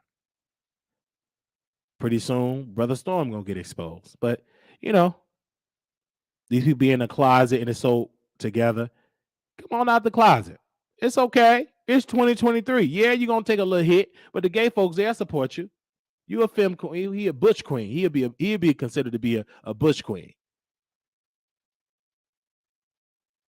Hmm. I can see him right now wearing pumps and walking drag. Okay. Anyway, let's move on. Ooh, they gonna like this type of teaching. Okay, that was that. I need everybody on Tuesday, which is tomorrow, to vote for Jamal Green for mayor of the city of Chicago. I was talking to my sisters and sister of mine, a friend of mine that I used to work with at a nursing home on the South Side, particularly in the South Shore area. And I told her, I said, you need to vote for Jamal Green. And we had a conversation. She said, I said, he's the right man for the job. Well, that's what they all say. They never do nothing. So I started to give her points of what he did, helping people to become homeowners, helping my mother become a homeowner, helping people in the in the South Side become homeowners, on the West Side to become homeowners, helping people help their credit to get their credit up and stuff like that. I was telling her all these things. And she was like, "Oh my gosh, I didn't know that." I said, "Did you know Chase Bank gave $1 billion to the South and West Side? You know they did that because of J Mall protests, and they had to ban him from Chase Banks and ban him. Then they had a meeting, and then they had the press release because his movement was picking up steam. People would start going in all the banks and everything like that, protesting, and they started to they start to commit to give $1 billion. We're gonna fact check that to make sure they do it, because just because you give a press release, that don't mean a hill of beans. I want to see that billion go in the community. So we fact checking that right now as we speak. They ain't been responding. So I want to see is where's that billion going in Inglewood and everything like that. So he's the right man for the job. And the reason why I'm so against Lori Lightfoot, there's a homeless crisis in Chicago. I was at O'Hare Airport a couple of weeks ago at O'Hare, and I had some baby back ribs because I flew in from Texas to Chicago, had a full rack. It was a full rack and it was a half rack. And so all of these homeless people was there everywhere. I was shocked. I never seen this before at O'Hare because I had a late night flight. So it was my first time seeing homeless people everywhere, stinking everywhere. And it didn't dawn on me. I just left my half a rack. I said, "Well, my half a rack gone." I said, maybe um maybe it was good. Okay, so maybe they need it. I ain't the because a homeless person probably ate it, and that's good. They need to eat it. I didn't eat it anyway. So I get in the Uber and left, leave it alone. I mind my business. So a producer reached out to me, said, "Did you see this post being reposted on Lovely Tea? And they're talking about the homeless crisis in O'Hare." I said, "Well, let me Google it and see it." So I went on YouTube. I went on CBS Chicago. They did a whole article and a video, a news segment on it, and they interviewed two employees from O'Hare Airport, and they was talking about how dangerous it is working and how trashy the bathrooms is and how extra work they have to do and how they don't feel safe and how they get harassed by the homeless people. And then they were saying the police said we can't do nothing unless they physically touch you. And I keep on listening. And then there was a white lady that represented an organization. She said a lot of the people don't pick O'Hare. That's their last resort. And that they would say, "Well, why they're not on a homeless shelter?" She said, "Yes, I want to answer that question because it's a limited bed space. They only have about 3,000.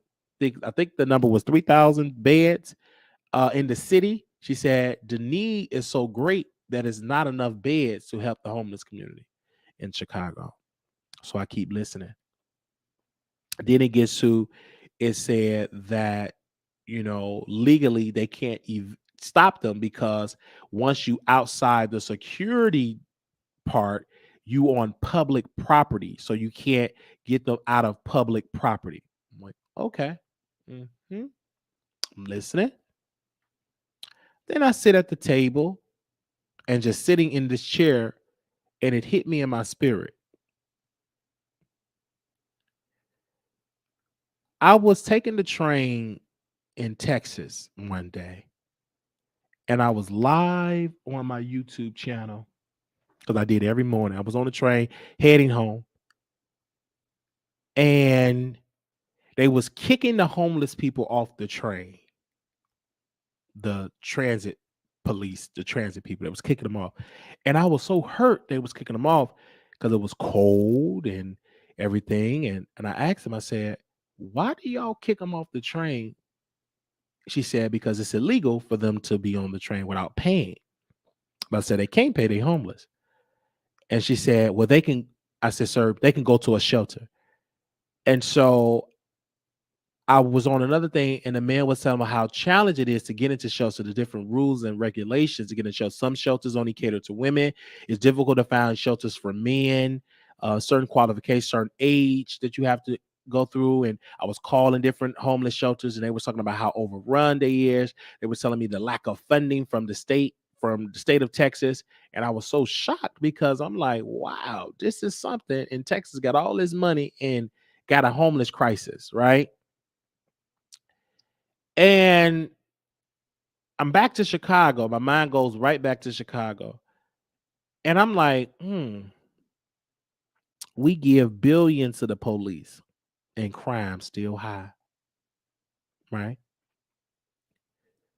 You mean to tell me we can't take $1 billion to invest in housing and more shelters for the homeless? Not even $1 billion. Let's say 500 million, right? Half of $1 billion, a quarter of $1 billion. You tell me we can't do that for the homeless? And I'm looking at this, and then she said, the federal government is giving us money to help us with the problem. The problem have increased. One year it was at one number under Lloyd Lightfoot administration, and then last year is even higher under her administration. And now it's such a crisis. And Chicago is different because that is public property. That's public. And I'm assuming that the train should be public because it's public transit. So why is they able to kick him off in Texas, but you can't kick him out of the airport? I don't want you to kick him out of the airport because it's freezing cold outside. A lot of those homeless people will pass away from frostbite, or they will overrun the hospitals because they need a warm place to stay and they need a hot meal. So a lot of them will overrun the hospitals, and they will take care away from people that actually really do have a dire emergency. So I'm looking at this and I was hurt. And I said, action need to be done. So I know this is a campaign season. So a lot of things won't get done because people trying to get in office. So I'm not going to forget about that. And I'm going to make sure I talk with the city of Chicago and the state representatives as well, and also Congress, to see what is they doing. And then I want to talk to the city treasurer. And I want to be able to, I know I get the budget online, but I want to be able to hear from her words, the treasurer. I don't know if she's going to get reelected or not, to see what is the city's budget? What is the city spending their money on? What is the city's budget? And what is the majority of the money going to? What is the budget? And I want to be able to study that budget and see where can they reallocate funding to help the homeless crisis in Chicago and other areas. Because this is sad. This is disturbing. People don't want to fly in and smell urine, homeless people. That is pathetic. That is a failure of the city leadership. And then you get people that not even citizens of this country. You want, they ain't gonna like this. You want to build a shelter for them in Woodline. You're going to turn a school into a shelter for people that's not even a citizen, don't even have papers, but you got people that are citizens in this country, but you can't house them. But Lloyd Lightfoot, you want to turn a school into a shelter to house people without papers that came to this country illegally, giving them medical treatment. Turn it into a shelter, but you can't take care of the people that are citizens in the city of Chicago, that are citizens of this country. But other people from other countries be able to get housing vouchers from Afghanistan, Ukraine, and many other places. But people that are born here have to sleep on them hard chairs on a hard floor at the airport. That's why you need to get up out of there. You ain't here know nothing. That don't make no sense. And then you got mad at the residents because they didn't want them to live in their neighborhood.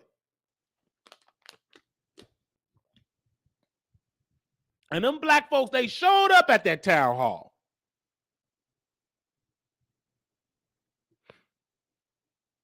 And when I say this, and this is why Jamal Green, he have an economic message. He talk about investing in mental health treatment. He talk about having crisis managers to be employed with the police, and they come out when there's mental health crisis. He talk about reallocating money from the police into mental health treatment and to job training programs and all of that. That's the message that he talking about. And I saw it before he got elected. I'm sorry. I saw it before he ran for mayor. Because you can say whatever when you run it, but what did you do before you ran? This brother was helping people become homeowners. My mother is a homeowner. People that I know that got first time owning a house, worked on their credit.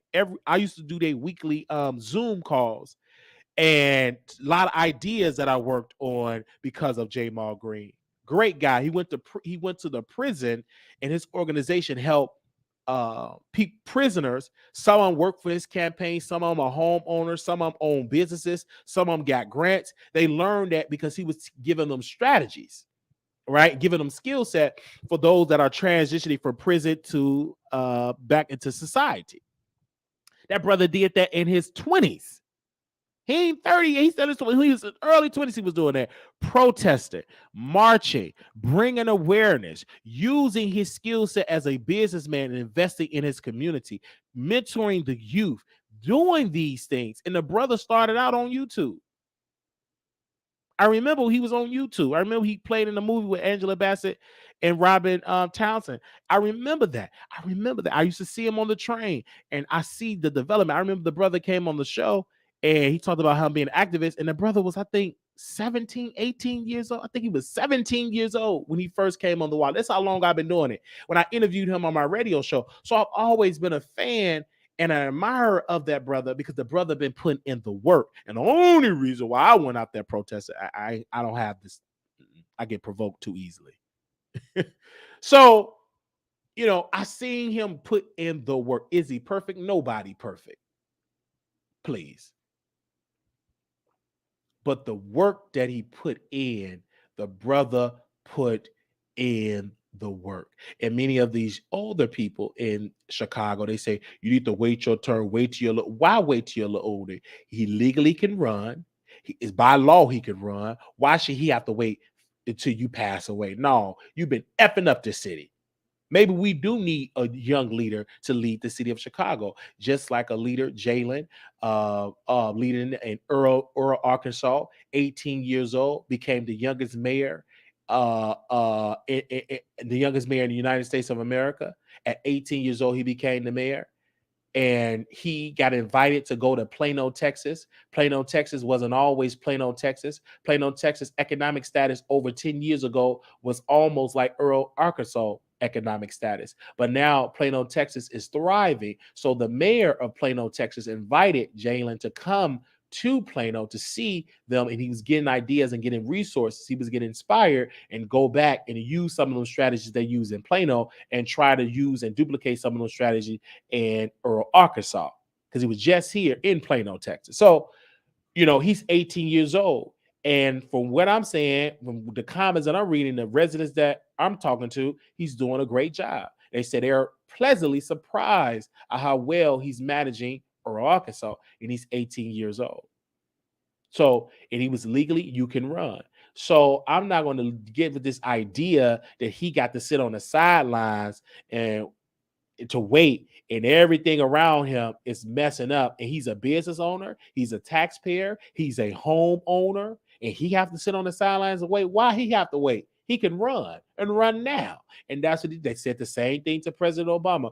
Oh, you shouldn't run. It ain't wait your turn for the Senate race. When Obama ran for Senate, the sister was dropping out, or she didn't want to run or something.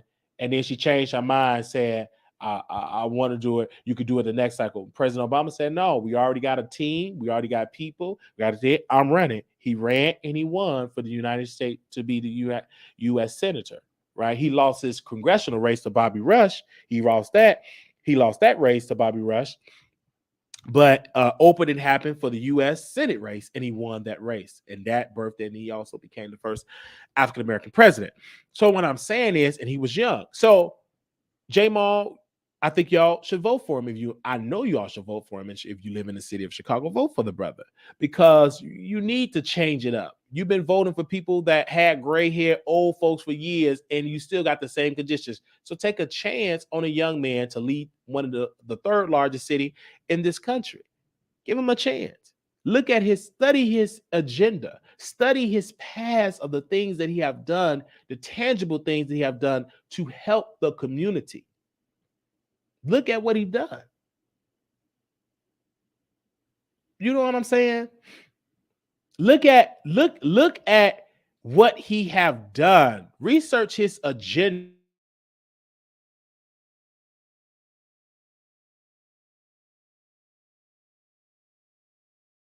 Okay? And so you have to really research his agenda. And I saw it, and then this messaging that he had, and I love his messaging. And when it comes to things like that, and so I tell people, you have to study people agenda. You have to, because it's definitely there. And that's why I said you should vote for Jamal Green for mayor of Chicago. All right, he's a great mayor. He would be a great mayor. And because he was a great businessman and entrepreneur and helping people with his business, he could have just easily did his business and then helped the community. He actually helped people. And you can go to myturntown.com, I believe. Is that site still out? Myturntown.com. Give me a second. Let me see. Myturntown.com. Because I used to get emails. I haven't got, let me see my turn. Hold on. My turn to. Okay.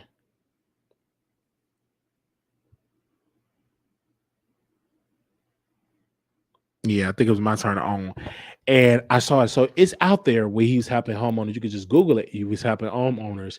And it's definitely great. And so we definitely have to understand that, you have to have change. And when I look at the voting numbers, it's pretty pathetic, very low, especially for the young voters.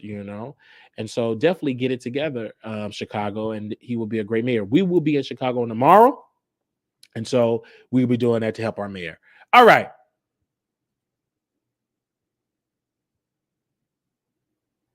Let's get into the Real Housewives of Potomac. Now, Mia and Wendy, it went down. Shout out to allaboutthetea.com, because allaboutthetea.com broke an exclusive.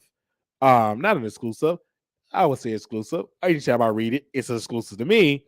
They did a recap of the Real Housewives of Potomac, the recap. And where is it at? Hold on. I just saw it. Give me a second. Let me see. Where is it at? I just saw the article. Okay, here we go. There we go. Okay. The Real Housewives of Potomac. This is the recap. They said Mia claims Wendy had, relations with Peter. And this is the Real Housewives of Potomac recap. I'm reading this exclusively off allaboutthetea.com. They said, welcome back to part 2 of the Real Housewives of Potomac reunion. Okay. We began with Candace going off on Giselle regarding her accusations against Chris. Dr. Wendy comes in to defend Candace and points out that Giselle creates a pattern to target the lady's husband. Candace continues going off on Giselle and her dwindling uterus and wants Giselle to tell everyone what Chris allegedly did to her. Giselle continues her stance that she was uncomfortable being in the room alone with Chris. Candace and the group thinks Giselle is playing semantics, and Maya chimes in with her 2 cents and is told to shut up by Candace. Now, Candace won't let Giselle turn her husband into a predator. Mia wonders what's wrong with that. Giselle is saying Andy wants Chris to clear it up when he comes on stage.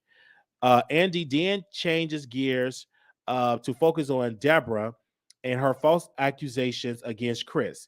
Ashley admits to being taken aback by the footage, and Deborah claims the editing is protecting Chris.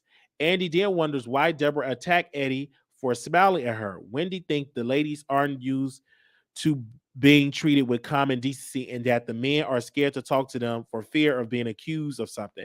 Andy then points out that Candace rant on Instagram Live. Andy also points out that Candace complimented um, Robin throughout the live. Karen asks who sent Robin the live, and Robin claims a blog sent her the information. Okay. Robin continues stating that she thought Candace was talk she thought Candace was talking about everyone. It was in her feelings about why Candace was treating her. Candace think Robin could have come could have come to her and wonders why Robin didn't come to her first before shaming Candace in front of the group. Candace tells Robin she embarrassed herself, and Robin thinks thinks everything the ladies do should be on camera. Producers flash back to Robin's um, Watch What Happened Live appearance, showing how Robin lied throughout the entire season. Andy reads a fan's question about Candace looking up to Robin more instead of Wendy, and Candace claimed to have known Robin longer. Wendy chimes in about the loyalty Candace have to Robin. Although Robin pulled out the speaker on Candace, Robin doesn't think it's competition. Before any more arguments happen, Andy allowed the ladies to break for lunch. While backstage, the husbands arrive and mingle, and the ladies feel their man in on the drama. Wendy tells Chris about Candace fighting for his honor, and it's nice to see real friends stick up for each other. Back on stage, Andy focuses on Giselle health scare and becoming an empty nester. After Giselle recap, Andy wonders if Giselle plans to make her house a forever home and wonders how the podcast is going. A fan has a question for Karen about stealing Robin and Giselle idea for a live show as she did with Wendy's Candle Live. Karen claims that she didn't want to steal Wendy's thunder and that she planned on releasing her candles after her fragrance. Andy thinks Karen owed thanks to Katniss and Wendy Williams, and Karen admits that Candace is the only one who knew Karen's show was a variety show. Karen also offers Andy a VIP ticket to her show, and Andy wonders who the Ladams are. And Karen gives her spiel about her fans, and Andy wonders if Robin has a fan base, who would they be called? Karen replied, boring, and the ladies laugh. Erin then reads a question directed towards Giselle and how she feeling after her surgery. Giselle tells the group that so many women reached out to her and could relate to what she was going through. On the side, Candace is shaming Giselle because this is the first time she's been honest about anything. LOL. Giselle considered talking about the surgery and how her kids were upset because the surgery took longer than expected. Plus, Giselle had to spend the night at the hospital. Giselle began to get emotional and attempts to brush the topic off until later, but boss Andy isn't having it. Giselle admits that it was hard telling her kids on camera about the surgery and that she didn't know how they would react. Andy tells Giselle that he's happy she's okay and tells her that there's a lot she doesn't want to talk about but has an expectation of everyone else. Giselle denied Andy claims and say that she won't sit with people she doesn't like, points to Wendy, and talks about her health. Candice, Carrie, and Maya claim Giselle bullies the group for information, but Giselle doesn't see it. Andy brings up Giselle Boo from the season Steven and assumes Steven assumes Steven is no longer since Giselle dating Winter House star Jason Cameron. Andy wonders if Jason met the girls, and Robin wants to know the age difference. Jason is 16 younger than Giselle. And she admits he gives her energy. Andy asks if we'll see Jason on the show, and Giselle said it's a possibility. Andy then focuses on Wendy in her season with the drinks being thrown at her and kidney stones. After Wendy recap, Andy starts with Wendy's health and asks if she dialed it back. And Wendy said she reduced her stress and drinking more water. And Andy wonders what Wendy was thinking when she decided to open a Nigerian lounge. Wendy admits to being nervous and talking to Candace and Ashley about their business worlds. Ashley admits to trying to talk to Wendy out of opening a restaurant, but says she have the skills. but says she has more faith in Wendy since she's partnering with someone who knows the business. Andy then asks Maya, what's Gordon's relationship with Peter Thomas, and Maya claims they're just friends. And he asks Maya and Gordon about sleeping with Peter's girlfriend, and they claim the lady wasn't. Peter's girlfriend at the time, Andy tells um, Maya he doesn't understand why she threw a drink at Wendy and that Wendy didn't say anything wrong. Maya claims to remember Wendy just spitting things out, but Wendy knows that's not true. Andy thinks Maya was trying to make Wendy and Peter's situation more than it was. Maya claimed to be talking business, but Candace claimed to defend Wendy, and Wendy tells Maya that Maya can't take ownership for what she did, and that is effed Maya forever. Is it Mia? Okay, Mia. Okay, Mia. Mia claims Wendy had sex with Peter, and Wendy claims Mia trash. And Candace laughs on the couch, and Mia audacity. And Wendy and Mia continue to go at it. And Mia claims Wendy had dinner with Peter before filming, but Wendy isn't listening to Candace and disgusted by Mia lies. And Mia claims she saw the camera at bar one. Wendy tell Mia she f's for lobster, and Andy asked Robin how Wendy was antagonizing Mia when Mia threw a drink at Wendy, and Robin admits that she doesn't know how she would react if someone threw a drink on her, or states that people have the right to retaliate any way they want. Robin then says she didn't want to see Wendy fighting on TV. Producers show us unseen footage of Wendy and Robin talking to Miami, but Wendy still doesn't get Robin's viewpoint. Wendy thinks Robin should have stuck up for what was right, and Robin claims she does not justify that Mia did, and that she and Wendy wasn't friends at the time. Robin blames Karen for not stopping for the ladies from fighting, and Karen defends herself by telling Robin to stop dragging Karen into her BS. Karen doesn't think it's her job to diffuse any situation. It is shy in letting Robin know. Andy and the ladies think Robin added fuel to the fire, but Robin can't pass her own big head. Andy asks another question from a fan that points out, is it Carice Jackson Jordan did have told Robin back during her argument with Wendy. Andy turns to Ashley to point out how she flip-flopped her stance when it came to violence this season. Andy points out that Monique Samuels was way more violent than Mia. Uh, uh, but Ashley wrote a letter to the courts. Candace and on the other couch, Trigger Ashley states the two situations were different, that no one checked in on Wendy after the altercation, nor held Mia accountable. Okay. For action. Ashley didn't like the backlash Monique got for fighting. Candace on the side said Monique deserved it, while Ashley continues sticking up for Wendy.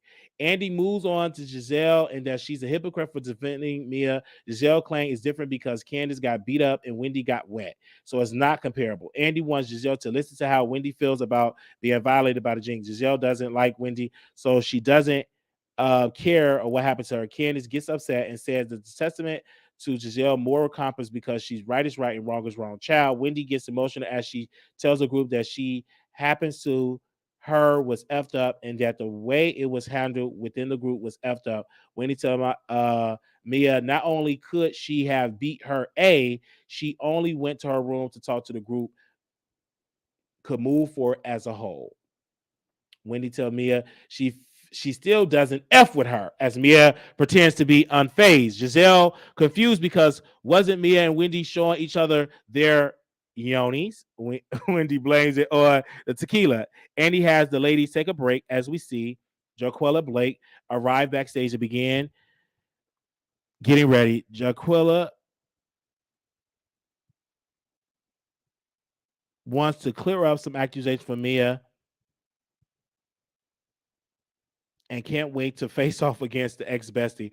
After the break, Andy brings up colorism and the feedback from the fans around the country. Andy admits that that as a white man, he shouldn't be leading the conversation, but feel it is important to address.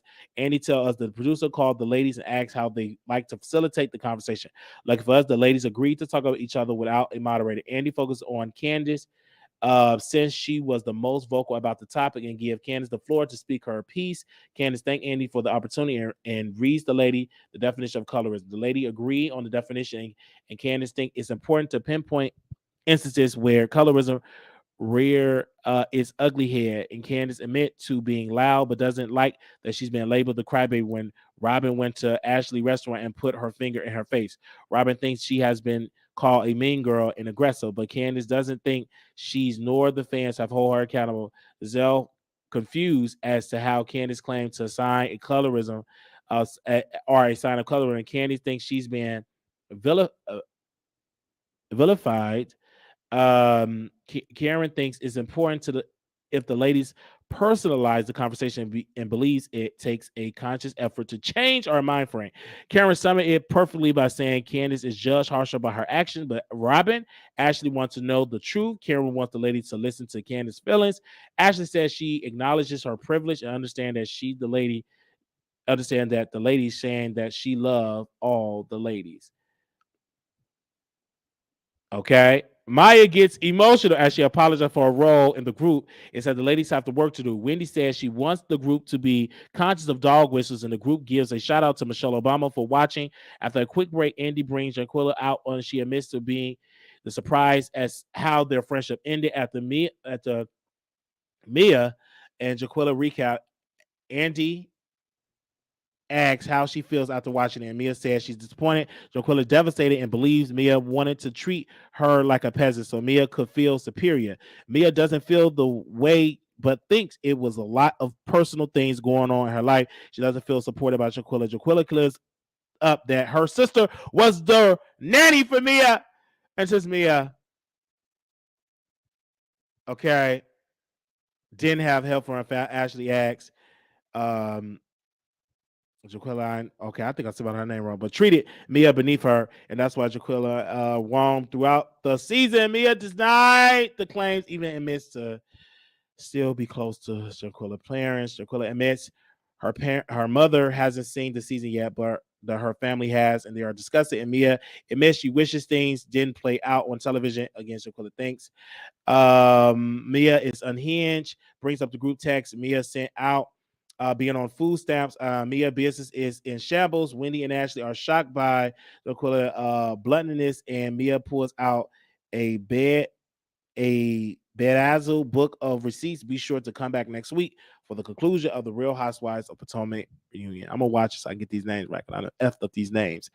And then also I got some tea on the whole thing with Peter, and I want to get insights on that because the insights with the Peter situation, and that is Cynthia Bailey's ex-husband. Now, during the season of Real Housewives of Potomac, the lady took a cash trip to Miami while their ladies had their dinner at Peter's restaurant in Miami. While there,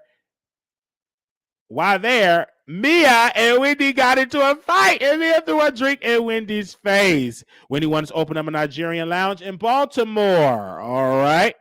And asked Peter for help since he's in the restaurant business. But it turns out Wendy was bullishing because she broke and she left Peter hanging. Last night during the reunion, Mia accused Wendy, who's married, by the way, she's a married woman, of sleeping with Peter to get her restaurant deal. Peter's always involved in drama. That's why the fans call him Patricia. And Nene had to call him a B that needs to stay out of woman business. Yeah, he got the coochie. Because ain't no man, I'm going to say this real quick. Ain't no man going to give you a restaurant deal unless you gave up the yoni, the panties. Because if I'm a restaurant person, you broke, you giving up something in order to get this deal. Ain't nothing in this world free. So she gave it up. Wendy gave it up. And though Wendy is on CNN, she's this political commentator and all of that. She's a professor and all of that. She gave up the yoni for a restaurant deal. It ain't nothing wrong with that. You know, something wrong with her husband. Ain't got the money. He broke. You know what I'm saying? He ain't got it like that. So give it up. I always tell women to use your coochie for a come up. You better use it for a come up. If you're gonna give it up, give it up to somebody that can give you a restaurant at a D or a LLC or a trust fund or money in the bank. So use that. That's a very powerful entity. That is a very powerful entity of that yoni. And so use that yoni for a come up. Okay?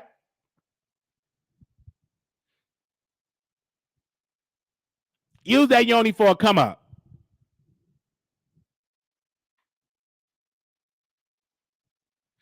All right. Thank y'all so very much. You better use it for a come up. No, zero. No, you can say no. You use your coochie for your husband. But if, for those that are speaking to the whole that want to come up, use it. You got something that is powerful. Man, something that made me came in 2 minutes. So that's powerful right there. People went to wars over coochie. You know what I'm saying? I'm just telling you right then and there. Nothing wrong with that. Kings, David killed, sent a man, sent him to the heat of battle because he wanted Bathsheba, coochie. So that's what it's about. Sent him to that he was on the front lines because he wanted that man wife. He wanted that man coochie. So come on, somebody, at the book. So if she gave it up, she gave it up. I'm gonna have to say allegedly due to lawsuit opportunity. So come on, somebody. That was in the book. They did it in the biblical days. Samson got in trouble, and he and the woman, was it Delilah? And she wanted to know where his strength lies.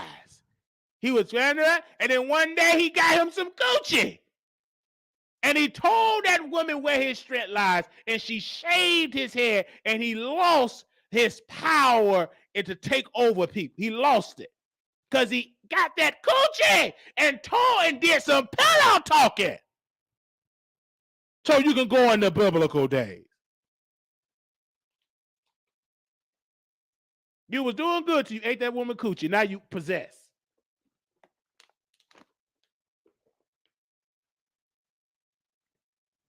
Adam got in trouble with his wife and ate that apple or fruit.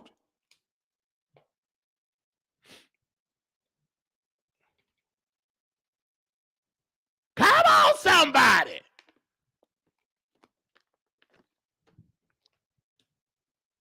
Ate that apple. Possess and obsess. You don't give your coochie to anybody.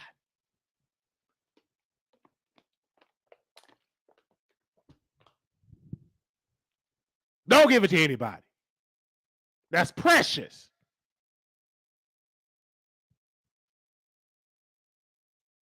Got possessed. You got to eat that. Now you possess. You showing up in my apartment. We had a one night stand. Now you hitting me up all the time, showing up all the time. Because some of y'all got a powerful box. Now some of y'all box ain't that powerful.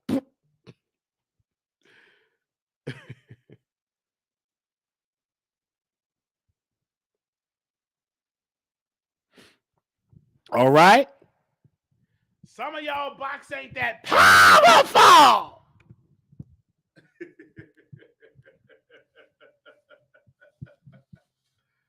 Come on, somebody. Some of these men is a little in your box, you desperate, and now he's showing up at he in the bushes, waiting for you to get off from Walmart, showing up at your job. You at Walmart trying to break the boxes down and stock the refrigerator, and that man showing, oh baby, why you answer your phone? Why you ain't take? Man, I'm at my job. Get out of here. You trying to eat in the break room, he show up in the break room. You trying to eat your sandwich from Subway, I miss you, baby. I love you, baby. I want you right now, baby. He was doing fine before you gave him that cooch.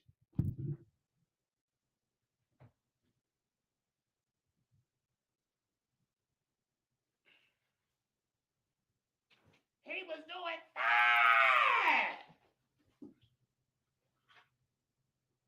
Give me a second, y'all.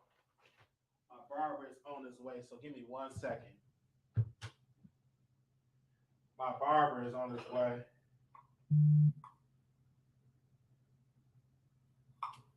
Give me me 1 second, y'all. My brother's on his way.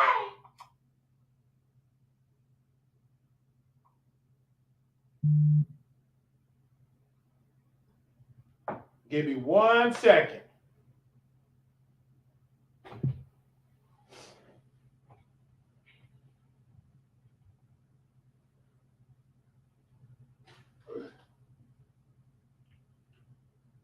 Give me 1 second.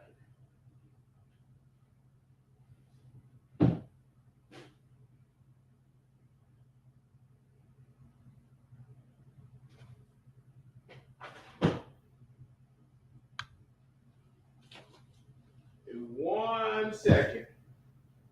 1 second. Give me 1 second.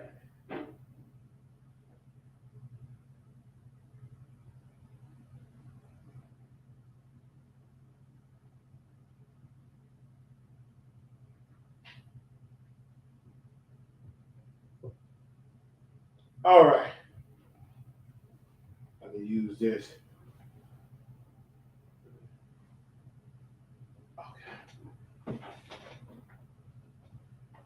Okay. Hold on 1 second. Just 1 second. Got all this stuff in here. Clothes and boxes everywhere. But it's clean. Okay. Oh no. I did not use the restroom. So I'm about to forget. Okay. No, I'm not missing. Oh my gosh. Good God Almighty. So yeah, he make house calls. So his son is coming. So yeah, so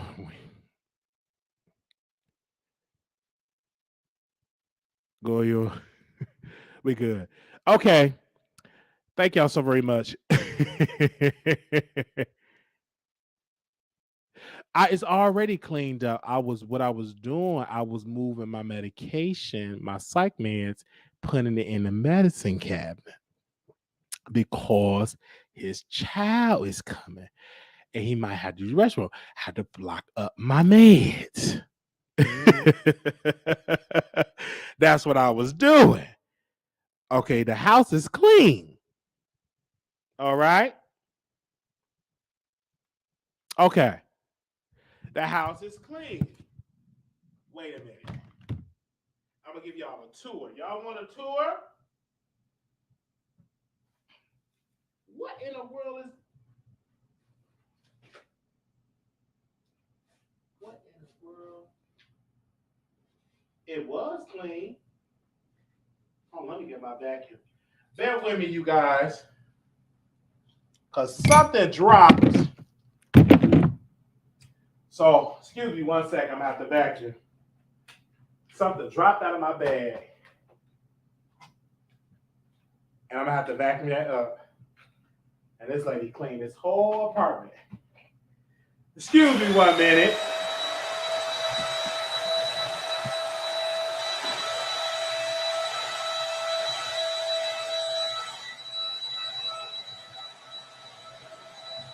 What in the world was that?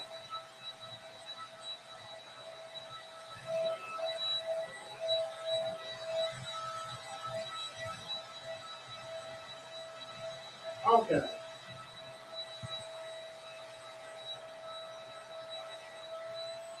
What the world? What the world?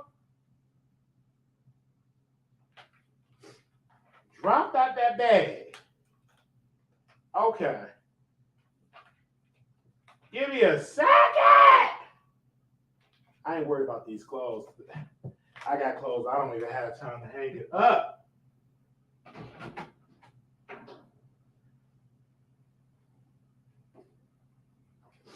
I got clothes. I ain't got time to hang it up. 1 second, y'all. I got clothes everywhere. But God will give you stuff. You will have room to put it in. Okay. He can cut it right here. All right. Okay. Hallelujah. You said you want to see Paul roll? You want to see Paul roll? Let me move my pillows that I sit on.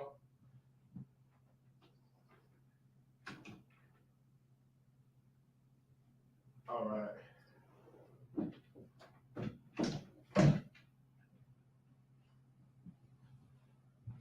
Okay. Oh, why?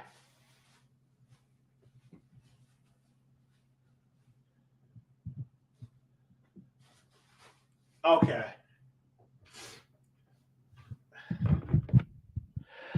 No, I have my clothes. I'm not moving nothing because these clothes is there right where it's at. I have clothes in my gaming chair. I have clothes in my on my table. I have clothes in my chair that's still in bags. I ain't moving nothing. He gonna cut my hair in the little area right there. Okay. All right. Right, Paul? Okay. Oh, he said down the street.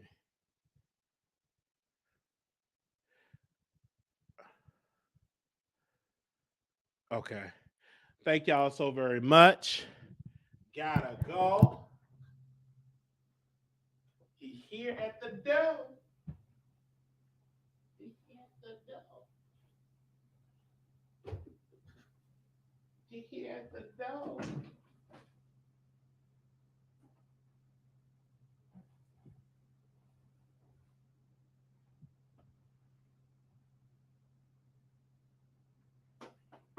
He at the door.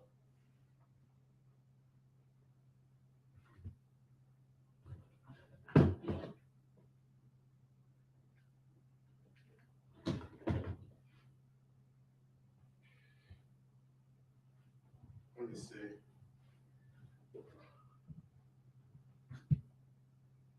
You want a house tour? Not gonna get it today.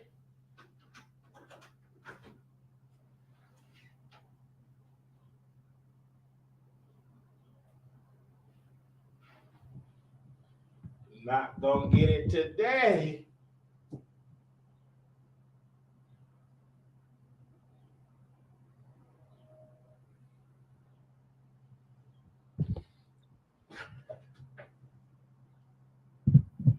Yeah, y'all no apartment tour. I'll do a house tour another day.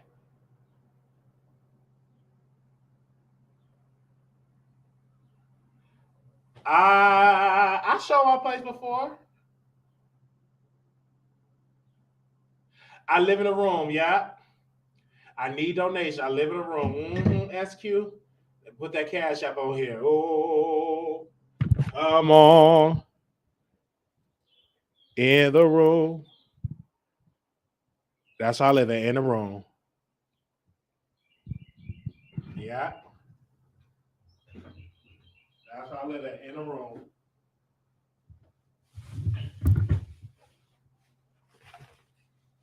Yeah, that's why I live in a room. Mm-hmm.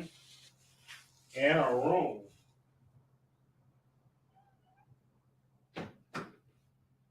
Yeah.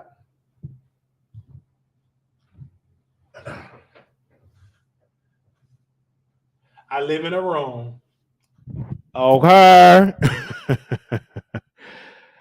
I show my place another time, but not right now. I got clothes everywhere. I'll show it once I get my new bed. Cause if you see this bed,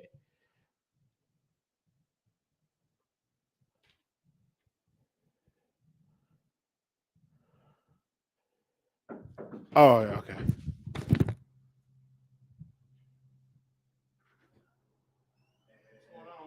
Hey, I was like, oh man, I just you just came just a second. I just finished my show. Oh, you did? Yeah. Perfect timing. Hey, leave it alone. Over here. We can't replace none of that. Oh yeah, I was gonna end it right now.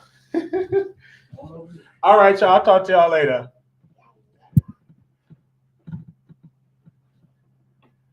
Right here somewhere. Hey.